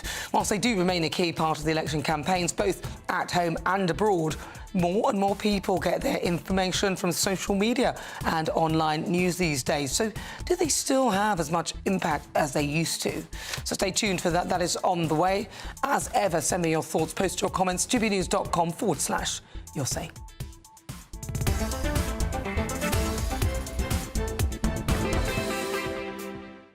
So just after 5, every Sunday, I'm joined by a celebrity, a former MP or someone who's had an extremely interesting career, to take a look at life after the job. We talk highs, lows and lessons learned and what comes next on The Outside. And this week, my guest is a leading icon in the world of law. His work encompasses... You're supposed to put his picture up just yet. They put his picture up. It's a surprise. Oh, no, look, this has got to go. You got his work encompasses all aspects. It's supposed to be a blurred face, he was the guest. He's a criminal defence barrister, having defended those accused of murder, manslaughter, drug-taking, as well as kidnap and robbery. Not only is he a talented barrister, he's also a best-selling thriller author and writer under a pseudonym. His latest work, The Shadow Network, has just been released on paperback. And not only is he a talented barrister, author, he's also a sports person, winning a number of national championships. Crikey. Who on earth do you think he is? Well, you've seen his face. Criminal barrister Tony Wyatt. It was all supposed to be a mystery. I left my glasses outside, so it was still a mystery to me. OK. I could see the picture, but I didn't know it was me. Oh, you didn't realise it was blurred? No. Tony, thank you very much for coming in. Thanks for having me. Right, so talk to me. What have you been up to since we last spoke? Because we talked about your career and you do a lot of boxing and stuff like that. Since we last spoke, I've been working on the paperback version of this. Oh, I've knocked it over. The Shadow Network, yes. Which was my my 5th book. I've been working on the 6th book. I'm also working on another project I can't tell you about, but hopefully I'll be able to come back and tell you about in a little while. I hope. Another writing project, which is again under the name Tony Kent. And yeah, so working on those. I've been carrying on with my work as a barrister, trialling here, there, and everywhere, although not quite as often as normal because trials keep collapsing. Do they? Why is that? Is that because of the backlogs? It's because of the backlog, because of the state of the criminal justice system, the fact that it's all falling apart around our ears. And, you know, I had a trial that was supposed to start a week ago. It should have been a 3-week trial, quite a large drugs case. It was an arrest in 2020. They were being tried in 2024. At the last minute, the Crown produced some more, they say, evidence. We objected to its admissibility on the basis that we've had 4 years. Why are you giving us this now? We can't be ready with this. Judge said, well, no, it's in the interest of justice that you should that they should be able to have this evidence. So this trial will go off, and you've got time to deal with it. They'll now, be tried in March 2026. Oh, wow. By which time my client will have had his 3rd child in the period. He's married. And that time was also deducted from any sentencing? Or it's not. So that time they've been waiting all starts again. If he was in custody, it would. OK. But if he was in custody, it couldn't last that long. No. They have rules upon custody time limits. But because he's on bail, even though it's a very serious offence, because he's on bail, 6 years down the line, apparently that's fine. Wow. So that's what I've been up to. More writing and pulling my hair out. The state of our courts. I want to get your view on a few things, and seeing as you're a barrister. Now, Keir Starmer, one of his plans, Rishi Sunak's come up with his Rwanda plan, everyone sort of poo-pooing that, and Keir Starmer's come out with his border command. You write these sort of kind of novels, I suppose, and you talk about different networks. Is this a realistic proposition, and is it something that may stop traffickers from trafficking people across the channel? The border command, the border command is essentially just another police force, isn't it? To just be dealing with immigration. I fail to see how it's new.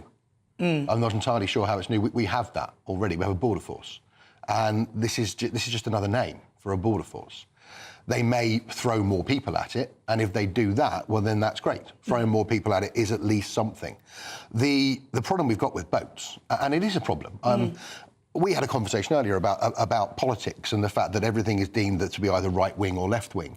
And we live in a world where if you say there is a problem with this level of illegal immigration, you're immediately branded right-wing.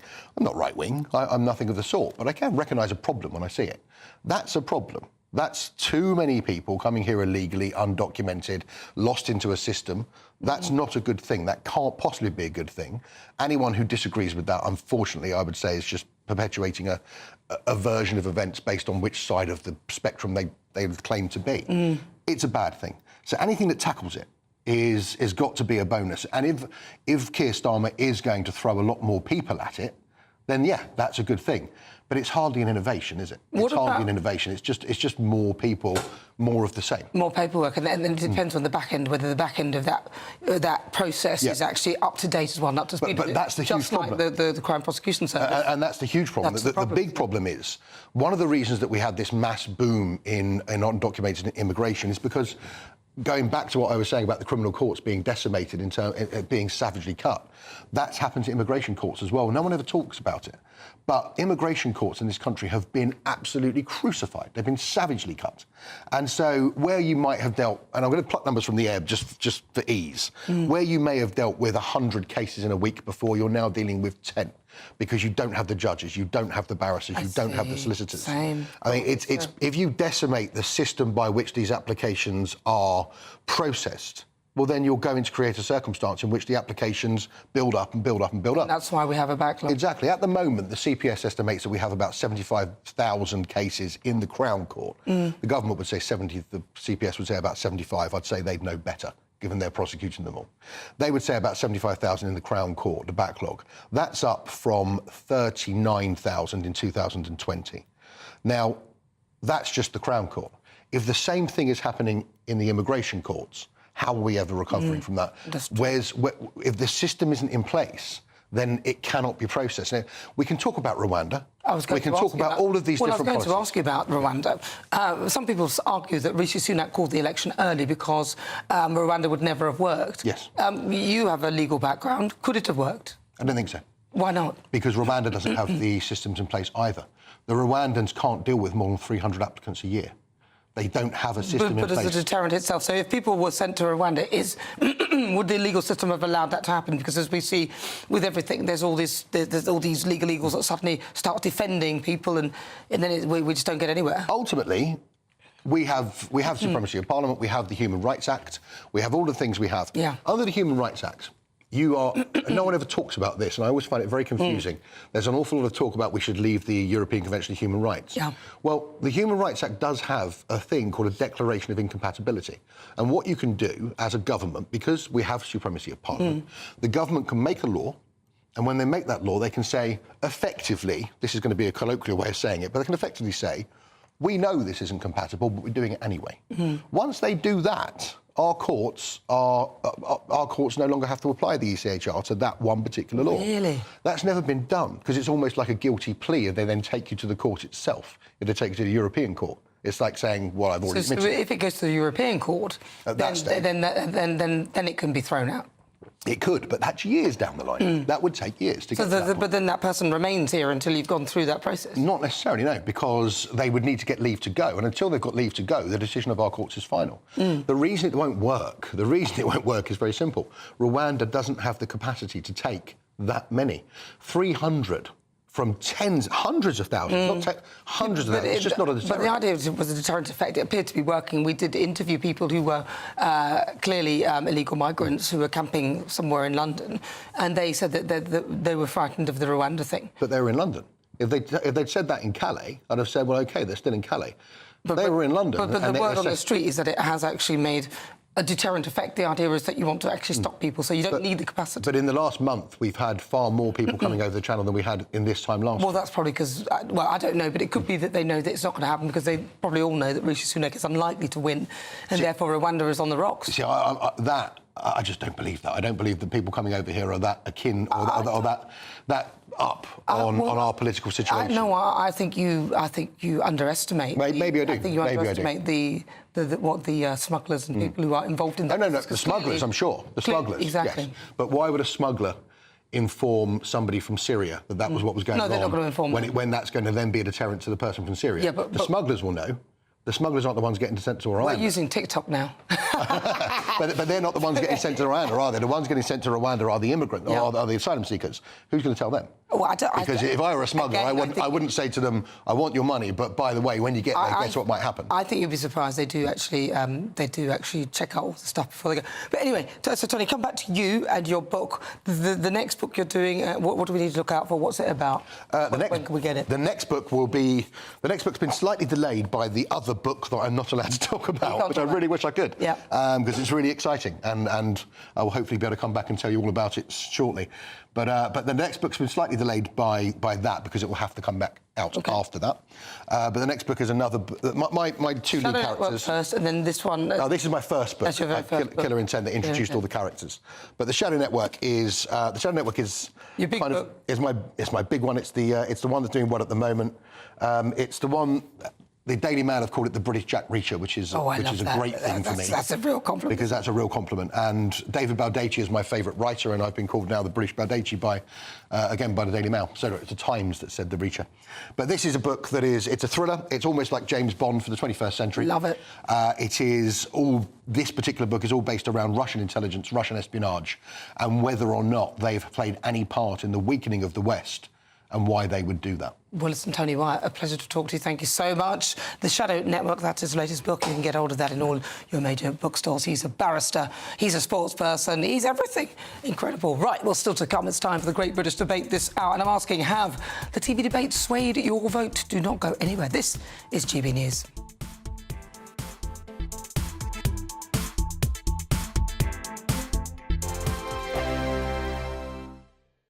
This election night, we're putting on a party. And you are invited. We'll be here with you. Following all the twists and turns. As well as all the live reaction from our election night watch party. With our GB News lineup. And as morning breaks, we'll be here with breakfast from 6 a.m. As it becomes clear who the winners and the losers really are. Vote 2024. Thursday, the 4th of July. Only on GB News. Britain's election channel. GB News Breakfast. Every day from 6 a.m.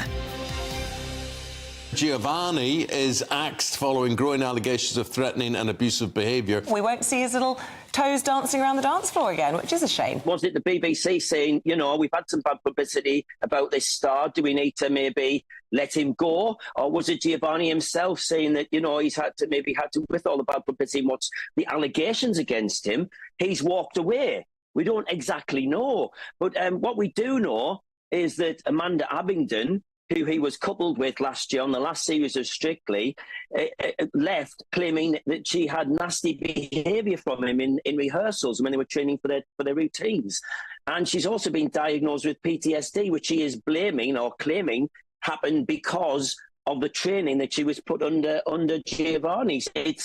It's very sad because I've met Giovanni on quite a few occasions, and he comes across as a very nice gentleman, actually, and the fans absolutely love him. And even though the allegations are out there against him, everybody I speak to in terms of the fans are on his side. I mean, from the fans' point of view, they don't see what goes on behind the scenes. All they see is an incredibly gifted dancer who we're seeing footage of now. It might come out later, but there's all sorts of things coming out because after Amanda came out and claimed all this behaviour against him, a male celebrity last week also came out and voiced their opinion. Yeah, a lot of fans will be gutted, but as you say, we don't know the full story yet as what's gone on. And it's incredible pressure that no one's allowed to be, a duffer right from the start now. I mean, it's one thing learning lines if you're an actor, but it's a different kettle of fish altogether if you're learning moves that you've never done before. So you've got...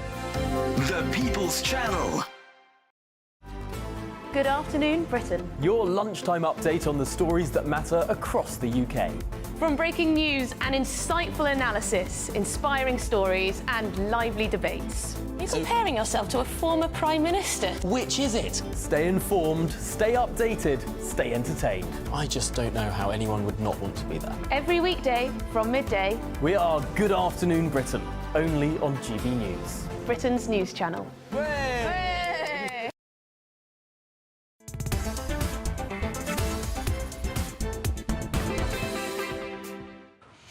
Hello, good afternoon. It's just gone 22 minutes after 5 o'clock. This is GB News. We are Britain's election channel. Don't forget as well, check out our coverage on Thursday and throughout Friday. I'll be out and about. If you're somewhere in Yorkshire, you could probably meet me there. But listen, we will bring you all of the coverage you must. Stay tuned to us because it's very exciting. But it's time now for the Great British Debate this hour. And I'm asking, have the TV debates swayed your vote? Now, they remain a staple of election campaigns, both here and, of course, in other countries, with many political leaders relishing the chance to face off against the other opponents whilst also putting across their own version of events. So what do you think? Are they seemingly still impactful? Joe Biden's weak performance on Thursday's presidential debates has led to panic among many Democrat donors, although I don't know what took them so long, with some even considering withdrawing money in an attempt to force the 81-year-old to step aside, see if Jill will help. And new polling suggests that Labour's lead over the Conservatives has fallen to its lowest level in more than 2 years after Sir Keir Starmer's subpar performance in his final head-to-head debate, although I don't know whether that will make any difference at all. Rishi Sunak was on fighting form earlier this week. However, as more and more people, especially the younger generations, get their news online and via social media, some actually argue that the TV debates have become irrelevant. So for the Great British Debate this hour, I'm asking, have the TV debates swayed your vote? Joining me to discuss, political commentator Lee Harris. He's still here, couldn't get rid of him. Leader of UKIP, Neil Hamilton, and also broadcaster and lawyer Andrew Eborn. In fact, all of them. Can't get rid of any of them. Right, I'm going to start. Right, with Andrew Eborn, what do you think? I'll tell you what I think. I was surprised because I researched this extensively. Oh, did you? To see what the effect might be on TV debates. OK. And we've just had the thing about Biden and his extraordinary performance. And in the news just a few minutes ago, they said it made no difference at all. There's some great research out of the States where they basically analysed 56 TV debates over 31 elections all the way globally. And they worked out, basically 94,000 people did the response, and they worked it out, made no difference at all. And I was shocked by that, because you would think that this is what's going to happen. I don't believe that. In fact, well, this is interesting. I know somebody who has said that they were going to vote for one of the people there and have simply changed their mind, having seen the performance in one of the debates. Lee Harris. Yeah, I love the debates. I've got to be a big fan of the debates. I don't think it's made a blind bit of difference in this election in the UK at all. I think people have made their minds up a long time ago about who they're going to vote I think there's a large portion of people who are undecided, Neil, don't you think? Well, there may be. I mean, it made no difference to my vote because I've already cast it. Have you? And that's one of the problems, of course, of modern election campaigning, is that the postal votes, if they're delivered early enough, of course, which is a problem in this campaign, means that half the election campaign is ahead of you when you've cast your vote. Yes. So it makes an election campaign in the traditional sense of the term rather subpar. I mean, I don't know whether anybody is really convinced one way or another by what they see on the television. I mean, after 60 years in politics, come with a complete range of fully worked-out prejudices, which I'm never going to change. You know, I'm not really too bothered by what I see in the rather artificial circumstances of a television scene. I think you underestimate the power of those debates. Remember what happened many years ago? Who was it? The debate there that destroyed their chances. Who was it? I can't remember now. There's been so many. Everybody's everywhere. But there have been debates which have literally destroyed people. Oh, and I think you would assume that. I think you're wrong. Well, I'm never wrong. It's my job to be right. You are totally wrong. I'm right. Well, you're always right. That is right. That's right. What is interesting, though, is that it's not just television now. And as you're right, people consume their content in a different way. And I got the stats in for the Biden-Trump debate. It was 51.27 million. I was thinking about Nick. Oh, you're thinking about Nick Clegg. Nick Clegg and his performance. Yes, that's right. It wasn't good. Changed things for him. Yes, that made a difference. You would think so, but it's part of the mix now. It's the way that people consume content, because the new front line is online. And if you look, see what I did there. And so the whole thing about TikTok is appealing to a certain demographic and so on and so forth. What you need to do, people don't get their news anymore from newspapers. They get it all online and social media. They tend to be in these echo chambers where you're reading the papers that you confirm your own views. And this is what the research said. So I was equally surprised. What the research said is that people didn't change their views as a result of it. Now, whether that's as a result of the pollsters getting it wrong, but it was quite an extensive survey over several different countries. The interesting thing is the decline in television. I said the number of viewers for the Biden-Trump debate was 51.27 million. That was 30% down on the last last time, which was 73 million. And even that was down on the biggest one, which was obviously Clinton against Trump, which was 84 million. So there's a massive decline in television where people are consuming things differently. There might be a decline in television, but I object. I object to your view. No, I think you're wrong. I think you're really wrong. I think TV debates really do matter, especially for the undecided voters, which are, you know, you're watching and looking for the candidates and seeing what they're saying and how they behave, and you're judging whether they'll be good in a sort of leadership role. And I'll just come to you, Lee. Yeah. You know, for example, Keir Starmer, his polling has gone down since that debate, and you could argue that this equates to the performance during the week. I completely agree with you, and I think that has had an impact. Keir Starmer came apart in that interview. And fair enough, Rishi Sunak did really well at pulling Keir Starmer apart. I think they do make a big difference, the debates. I think it's just this particular election, our particular election, I think, is people are so angry with the Conservatives, as we can see with the polling. I'm not sure it would make a big difference. But what I agree with you on is if something were to happen, something big were to happen, maybe a bit like seeing Keir Starmer getting torn apart by Rishi Sunak or making a big mistake, it could have an impact on the result. So I think you are absolutely right. The debates are... I love them, I've got to admit. I really love them because I'm a political... nerd. We should get. I think we all like them. We should get Jane, who phoned in on the BBC that day, to speak to them all, to question them all. Yes. that makes a difference. Jane will make a difference. Yeah, well, I think that is a much better format. The radio is to have a really testing interviewer.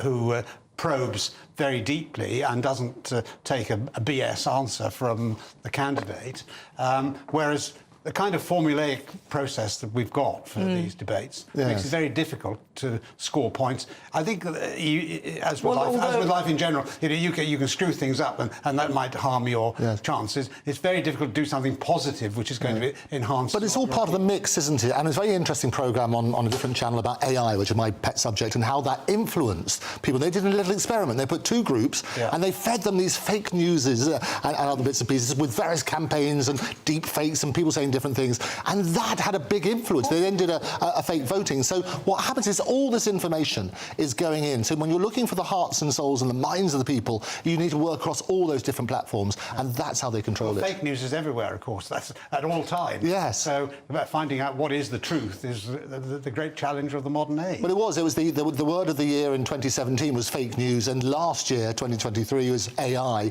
You combine those, and it's a dangerous formula. And it connects well with social. That's what I was going to say. It connects well with social media. As you were saying, you know, I do it myself. These debates get clipped, they get put onto social media, and they can have a really big impact. And like I said, if something goes wrong, something big goes wrong, that will have in my view, a big impact on the election. Well, it's the Punch and Judy show. Where's your career? Behind you.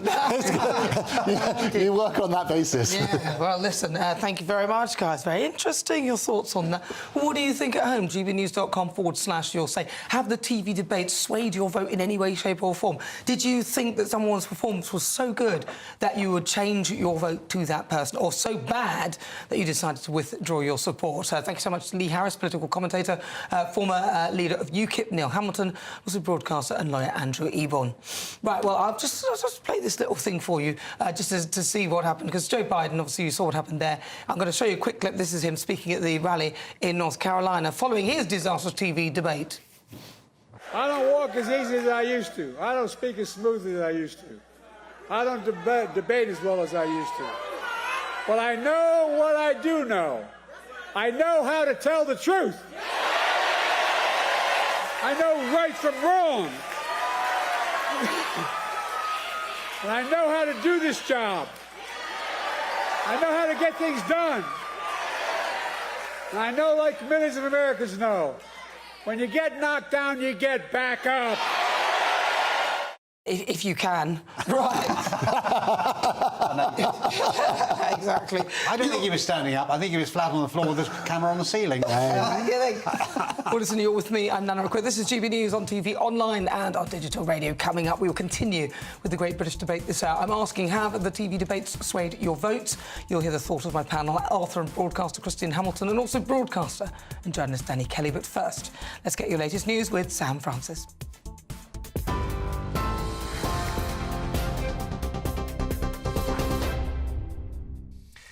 Good evening to you. It's just after 5:30. The top stories from the newsroom. Well, in a blow to Reform UK's campaign, a candidate has defected to the Conservatives, saying he's become increasingly disillusioned with the behaviour and conduct of his party. Liam Booth Isherwood says he's suspending his campaign and will instead now support Conservative Maggie Throop to stop Labour, he says. That decision follows undercover footage of a Reform campaigner making a racial slur against Rishi Sunak, prompting widespread criticism. Leader Nigel Farage, though, claims the campaigner was planted by Channel 4 News as part of a smear campaign, a claim the broadcaster has denied. Spanish police have called off the search for missing teenager Jay Slater in Tenerife. The 19-year-old from Lancashire vanished whilst walking to his accommodation on June the 17th after attending a music festival. It comes just 2 days after the force appealed for expert volunteers to help explore rugged terrain on the island. In France, there's been an unusually strong turnout in the first round of parliamentary elections there, the highest in almost 40 years. It's been calculated at just under 70%. President Macron shocked observers when he called the snap vote that could see the country's first far-right government since the Second World War. In the US, President Biden's approval rating remains unchanged following a widely criticised debate performance. A poll by Morning Consult found the president retains a 1-point advantage over Donald Trump, which is the same margin recorded the day after Trump was convicted of criminal charges. However, 60% of those surveyed said the president should be replaced before November's election, though no alternative candidates performed better in the poll. And in sport, England are now a goal down against Slovakia in Gelsenkirchen as the squad are hoping to book their place in Euro 2024 quarter-finals. If you're watching on TV, you can see here the fan zone in Wembley where the atmosphere has now visibly dampened as England are behind for the first time in the tournament. Kobe Mainoo started in place of Conor Gallagher in the only change to Gareth Southgate's starting 11. England, though, are now down to 10 players due to injury, well, with a place against Switzerland at stake. England captain Harry Kane had told the pre-match press conference he was confident the players are going into the knockout stage in top form. Time will, of course, tell. About 15 minutes left in this first half. Those are the latest GB News headlines for now. I'm Sam Francis. More in the next half hour. For the very latest GB News direct to your smartphone, sign up to News Alerts by scanning the QR code or go to gbnews.com/alerts.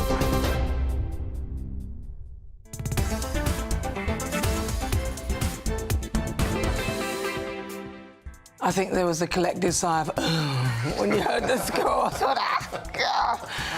How much have they paid? 100 grand a week?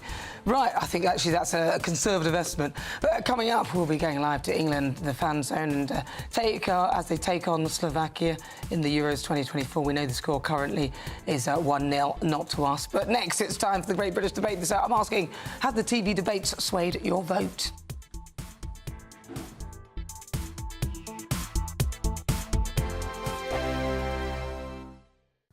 Hello, good afternoon and welcome to your GB News weather update brought to you by the Met Office. We're starting to see some sunshine poke through that cloud this afternoon. Now, a few showers bubbling up in the north. We're saying goodbye to that rain and drizzle, clearing the southeast now, allowing a ridge of high pressure to build. And notice the winds coming from a northwesterly direction, which means things are generally feeling a little bit cooler. Overall, into this evening, though, there will be plenty of dry weather around once those showers ease into the evening. A mix of cloud and some clear spells. A bit of a change on its way in the west, though, as we start to see some outbreaks of rain move their way in. Nothing particularly heavy, but leading to quite a damp start for Monday morning. Under those clear spells, feeling a little bit cooler, but most towns and cities remaining in the double digits.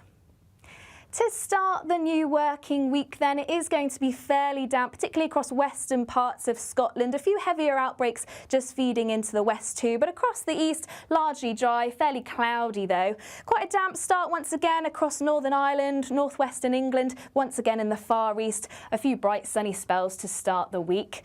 A damp start once again across Northern Ireland, a few showers across Devon and Cornwall, but across central and southeastern England, largely dry, even starting to see some bright sunshine to start start the week.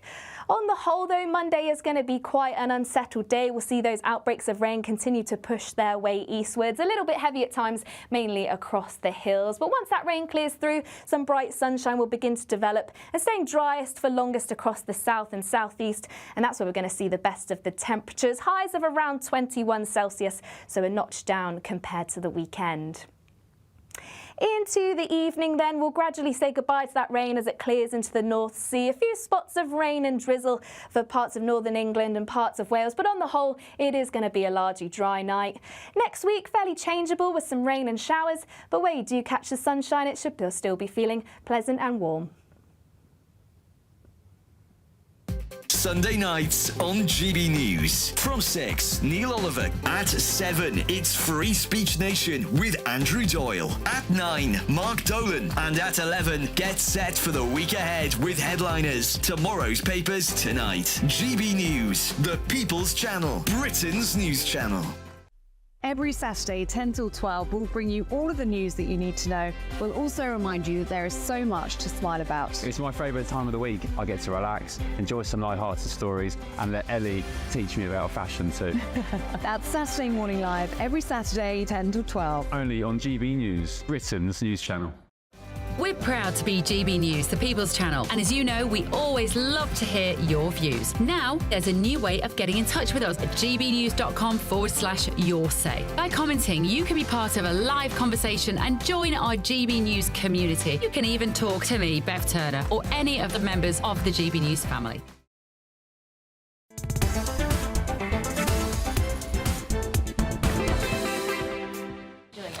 38 minutes after 5 o'clock. Welcome if you just tuned in. Well, maybe you've decided the football isn't your bag, seeing as they're losing. I'm Nana Akua. We are live on TV, online and on digital radio. Let's time to return to the Great British Debate this hour. And I'm asking, have the TV debates swayed your vote? Now, they are still a key aspect of election campaigns, both at home and abroad. Many political leaders relishing the chance to face off against their opponents whilst putting across their own version of events or vision for the countries. And they still seemingly have some sort of impact. Joe Biden, as you remember him, his dismal performance in Thursday's presidential debate has led panic across many Democrat donors, with some even considering withholding money in an attempt to force him to quit. And new polling also suggests that Labour's lead over the Conservatives is at its lowest level in more than 2 years after Sir Keir Starmer's subpar performance in his final head-to-head debate with Rishi Sunak earlier in the week. So, for the Great British Debate this hour, I'm asking, have the TV debates swayed your vote? Well, let's see what my panel make of that. Joining me, author and broadcaster Kristen Hamilton, and also journalist and broadcaster Danny Kelly. Danny Kelly, you're a football guy. It's not football then, we're talking about the TV debates. Do you know, I watched Nigel Farage walk into the Viper's Nest, the BBC Question Time, and the first 4 or 5 questions, they were attacking him for being racist. Nothing about the policies. Now, the BBC would have known what the lineup of the questions. First of all, Fiona Bruce, by name, said, Mark, you're the first question, and then she went to you, sir, with the hat, or you, sir, with, or madam, with the dress. So they would have known, the strategy would have known, OK, you're going to ask that question, what's the question going to be? They were ad hominem attacks. And that's why Nigel Farage, this is just an opinion, why are you racist, why do you attract racists, things like that. Nothing about what's your policy for net zero. The BBC would argue that these are punters from the audience, although I think one of them, I don't know whether one... One of them work for the BBC? Yes, I mean, the BBC argued that these are punters who are just asking simple questions. Just because you work for the BBC doesn't mean that you are not a punter. But it does... That's correct. The line of questioning I would have rather have heard asking about policy instead of trying to attack personality. But then these are tactical things, aren't they? These debates are tactics. Christine? I mean, the question is, has it swayed your vote? No, because I voted by post a while ago and it wouldn't have swayed my vote anyway, but I think it does. If you look back at the history of it, the very first televised debate was in 1960 in the States, and it was Kennedy versus Nixon, and the fresh-faced, handsome Kennedy against Nixon, who, under the lights, he was sweating, he had 5 o'clock shadow, he looked appalling, and a huge amount of the impact you make is visual. He looked appalling, and he, by a million miles, lost that debate. So, I mean, I think they do have an impact. I mean, the first debate that we had in this country was, I think, the last lot, those 3, referred to it, was when Nick Clegg, the Gordon Brown and Nick Clegg, insurgent, always has an advantage. They can smash the advantage or they can take the advantage. But Nick Clegg was hugely advantaged by that debate. It gave him a mega platform. There were nearly 10 million people watched that. 10.3 million people watched that. And Yeah, that was the first more than televised TV Corrie debate. and EastEnders and so you had Gordon Brown, Nick Clegg, Yeah. David Cameron. And they kept saying, I agree with Nick, I agree with Nick, I agree with Nick. And that really catapulted Nick Clegg into the coalition. So I they think do they have are an important. impact. If you're a swing voter, if you're undecided, I think they're very important. Yeah. Like, I'm not a swing, I'm not undecided, I know... You're not a swinger? No, I'm not, I know.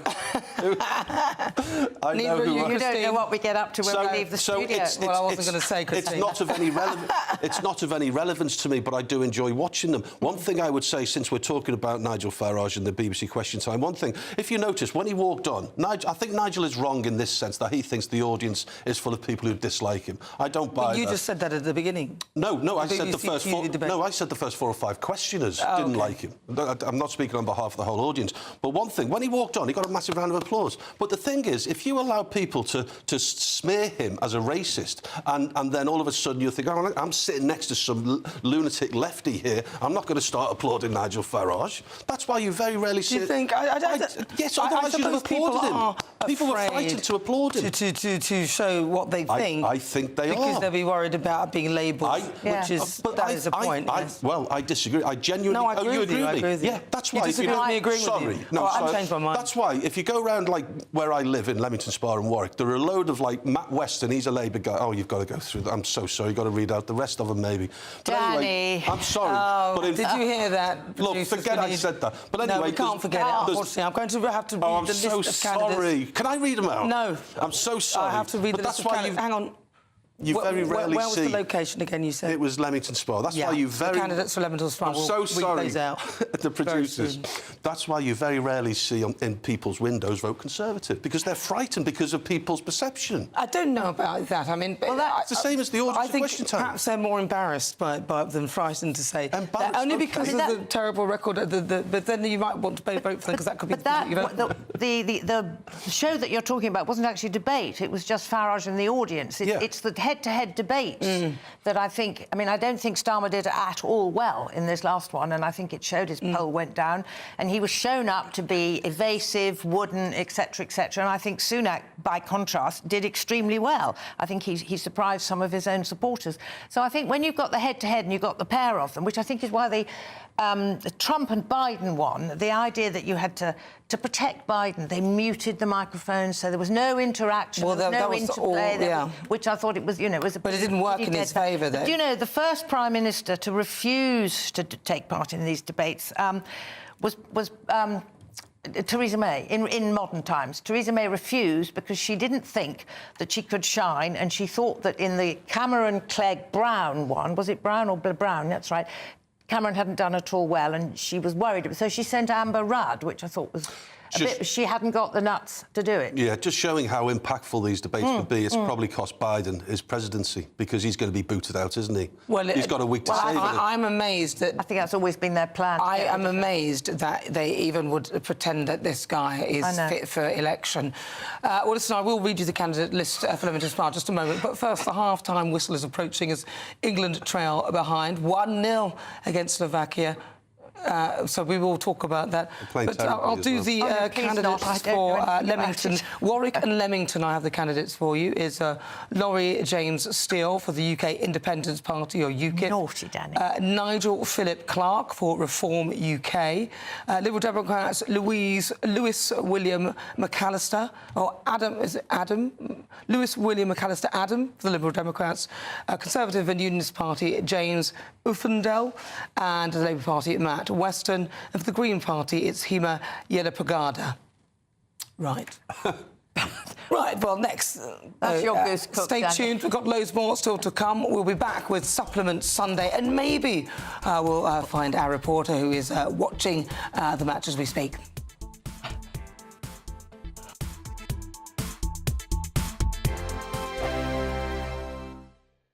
This election night, we're putting on a party. And you are invited.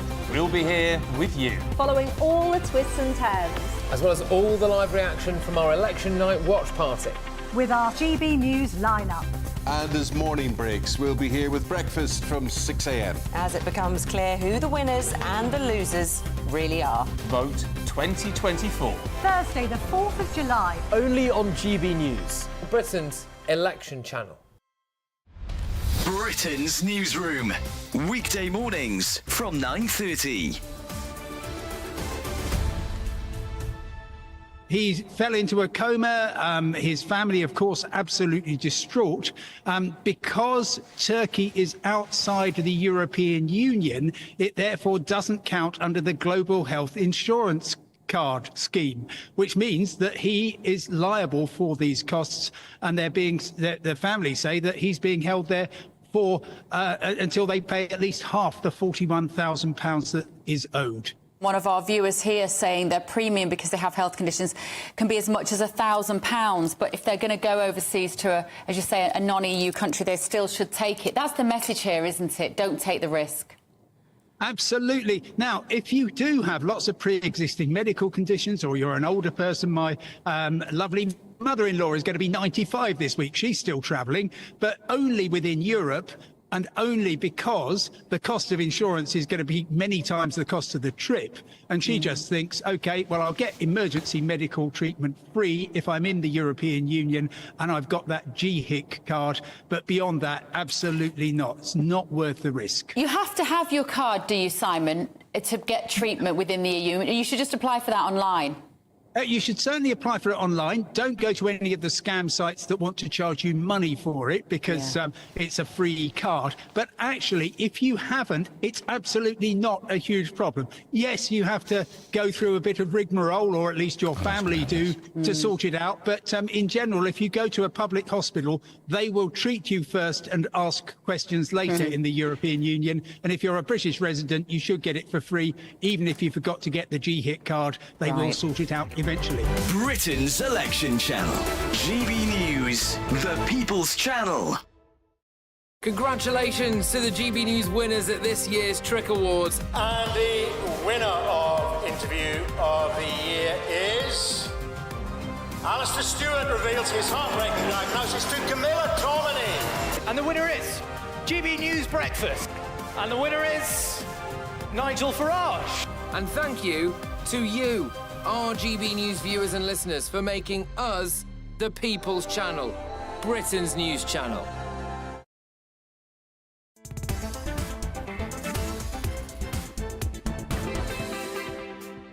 Well, it's now time for Supplement Sunday. This is the part of the show where I discuss some of the stories that caught their eye.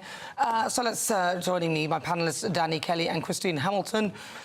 Christine Hamilton, what have you got for us? Well, I was astonished by this story. The UK citizenship test, which is what people who want to become British citizens have to take, it is failed by 58% of Brits. 58%. So that means so just 42% of Indigenous Brits pass this test. In Australia, it's 96% pass. In Germany, it's 95. The USA, it's 93. It's 42%. And they are such basic, simple questions. What was the last battle between Great Britain and France? They give you the answers. Trafalgar, Waterloo, Hastings, Agincourt. And listen to this one. Which two houses form the UK Parliament? The House of Lords, the House of Members, the House of Commons, the House of Fraser.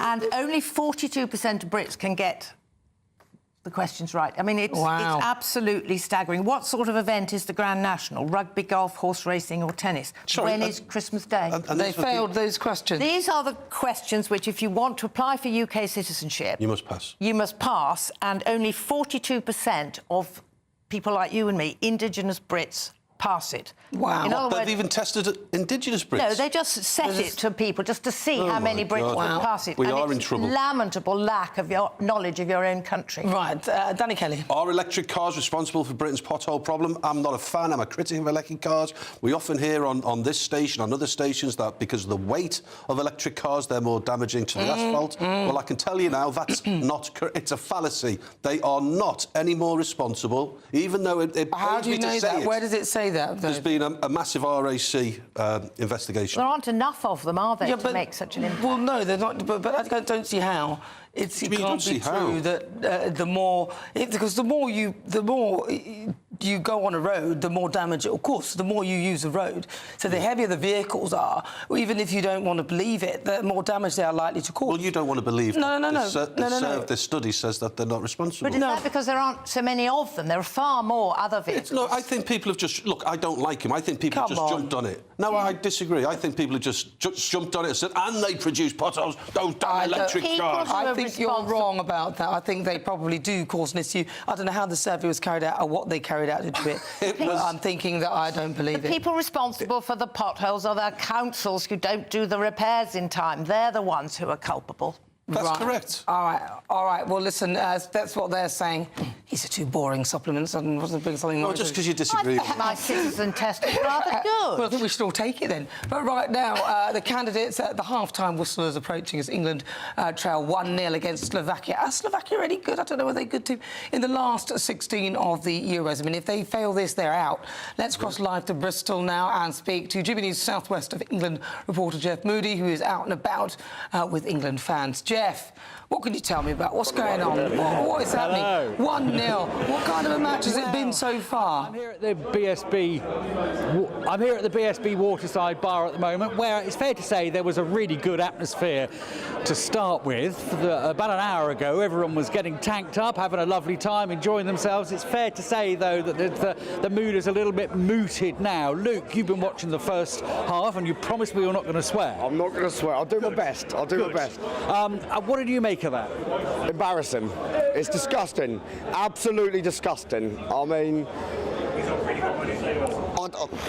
it's like we're playing against 12 men. Like, the ref was handing out yellow cards to Slovakia players, no, our players, sorry, the whole time. Slovakians fouled us left, right and centre. They never got yellow cards, apart from just before half-time. Something's got to change. Something has to change. Do you think something can change in the next half? Yes.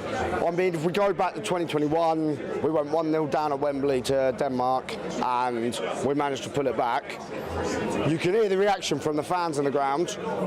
We just pass the ball back, we never go forward. And it got to a point where the ball got played back towards the goalkeeper, or back to Pickford, and the whole stadium booed. The players know we're frustrated, they're frustrated, something has to change. If you could predict, in a word, what the score would be in the next half, what would it be? We'll do them 2-1, of course we will. We're England, isn't it? Do you know what I mean? OK, it's going to be 2-1. We've got 2 goals to go. Thank you very much, Luke. And, of course, whoever wins this will be playing Switzerland on Saturday. And Nigel Farage for Prime Minister. Oh, Nigel Farage. Oh, there you go. Thank you very much. That's Jeff Moody out there in Bristol with a load of England fans. Well, I've got to say, it's been fun on today's show. I've been asking, have the election TV debates swayed your vote? According to our Twitter poll, 11.4% of you said yes, 88.6% of you say no. They haven't at all. Thank you so much to my panel. Christine Hamilton, thank you very much to you. And Danny Kelly, thank you very much. Well, listen, stay tuned. Thank you to you at home for your company, as ever. Neil Oliver is next. I'll leave you with the weather. See you next week, same time, same place. Looks like things are heating up. Boxed boilers, sponsors of weather on GB News. Hello, good afternoon and welcome to your GB News weather update brought to you by the Met Office. We're starting to see some sunshine poke through that cloud this afternoon. Now, a few showers bubbling up in the north. We're saying goodbye to that rain and drizzle, clearing the southeast now, allowing a ridge of high pressure to build. And notice the winds coming from a northwesterly direction, which means things are generally feeling a little bit cooler. Overall, into this evening, though, there will be plenty of dry weather around once those showers ease into the evening. A mix of cloud and some clear spells. A bit of a change on its way in the west, though, as we start to see some outbreaks of rain move their way in. Nothing particularly heavy, but leading to quite a damp start for Monday morning. Under those clear spells, feeling a little bit cooler, but most towns and cities remaining in the double digits. To start the new working week then, it is going to be fairly damp, particularly across western parts of Scotland. A few heavier outbreaks just feeding into the west too, but across the east, largely dry, fairly cloudy though. Quite a damp start once again across Northern Ireland, northwestern England, once again in the far east. A few bright sunny spells to start the week. A damp start once again across Northern Ireland, a few showers across Devon and Cornwall, but across central and southeastern England, largely dry, even starting to see some bright sunshine to start start the week. On the whole, though, Monday is going to be quite an unsettled day. We'll see those outbreaks of rain continue to push their way eastwards, a little bit heavy at times, mainly across the hills. But once that rain clears through, some bright sunshine will begin to develop and staying driest for longest across the south and southeast. And that's where we're going to see the best of the temperatures. Highs of around 21 Celsius, so a notch down compared to the weekend. Into the evening then, we'll gradually say goodbye to that rain as it clears into the North Sea. A few spots of rain and drizzle for parts of northern England and parts of Wales, but on the whole, it is going to be a largely dry night. Next week, fairly changeable with some rain and showers, but where you do catch the sunshine, it should still be feeling pleasant and warm. That warm feeling inside from Boxed Boilers, sponsors of weather on GB News.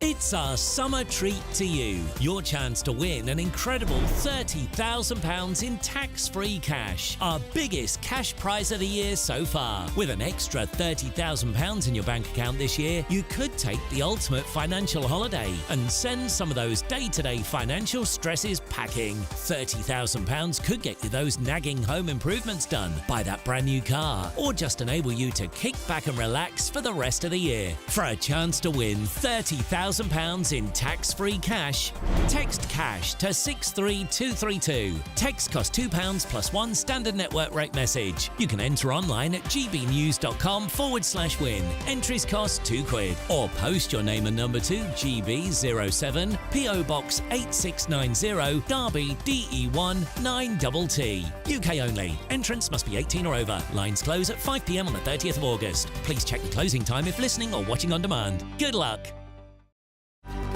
Good afternoon, Britain. Your lunchtime update on the stories that matter across the UK.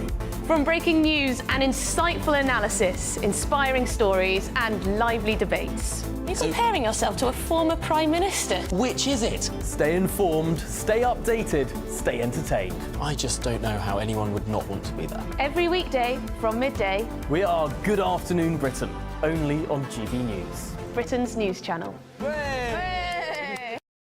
On election night, we are throwing a party. The GB News Election Night Watch Party will be live from Essex and you are all invited. On air from 10 o'clock, we'll have familiar faces from across the channel, entertainment and lots more stuff as we keep our eye on all the results as they come flying in. If you want to join our live Election Night Watch Party audience, scan the QR code on screen or go to gbnews.com/election party. Sunday nights on GB News. From 6, Neil Oliver. At 7, it's Free Speech Nation with Andrew Doyle. At 9, Mark Dolan. And at 11, get set for the week ahead with headliners. Tomorrow's papers tonight. GB News, the People's Channel, Britain's news channel. In the GB newsroom, we bring you the news as it happens. With our team of dedicated journalists across the UK, GB News brings you accurate reporting of the day's topical agenda. When the news breaks, wherever and whenever it's happening, we'll be there. This is GB News, the People's Channel, Britain's news channel. Every Saturday, 10 till 12, we'll bring you all of the news that you need to know. We'll also remind you that there is so much to smile about. It's my favourite time of the week. I get to relax, enjoy some light-hearted stories, and let Ellie teach me about fashion too. That's Saturday Morning Live, every Saturday, 10 till 12. Only on GB News, Britain's news channel.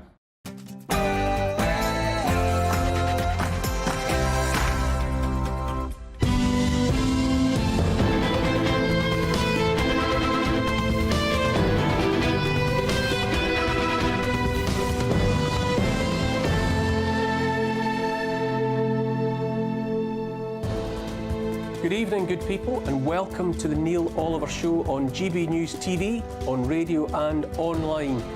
On tonight's show, I'll be chatting about a project called the Hope Accord, which, amongst other things, is calling for all mRNA products to be suspended, plus a campaigner who says she lost her parents to dementia because of the Scottish Government's strict lockdown rules. However, I'll also be joined by GP Malcolm Kendrick, who has a very different view on how the COVID pandemic was managed. And I'll be reflecting on the news that WikiLeaks founder Julian Assange is a free man after a plea deal allowed him to walk free from a London prison. All of that and more in the company of journalist and financial expert Jasmine Marple. But first, an update on the latest news headlines.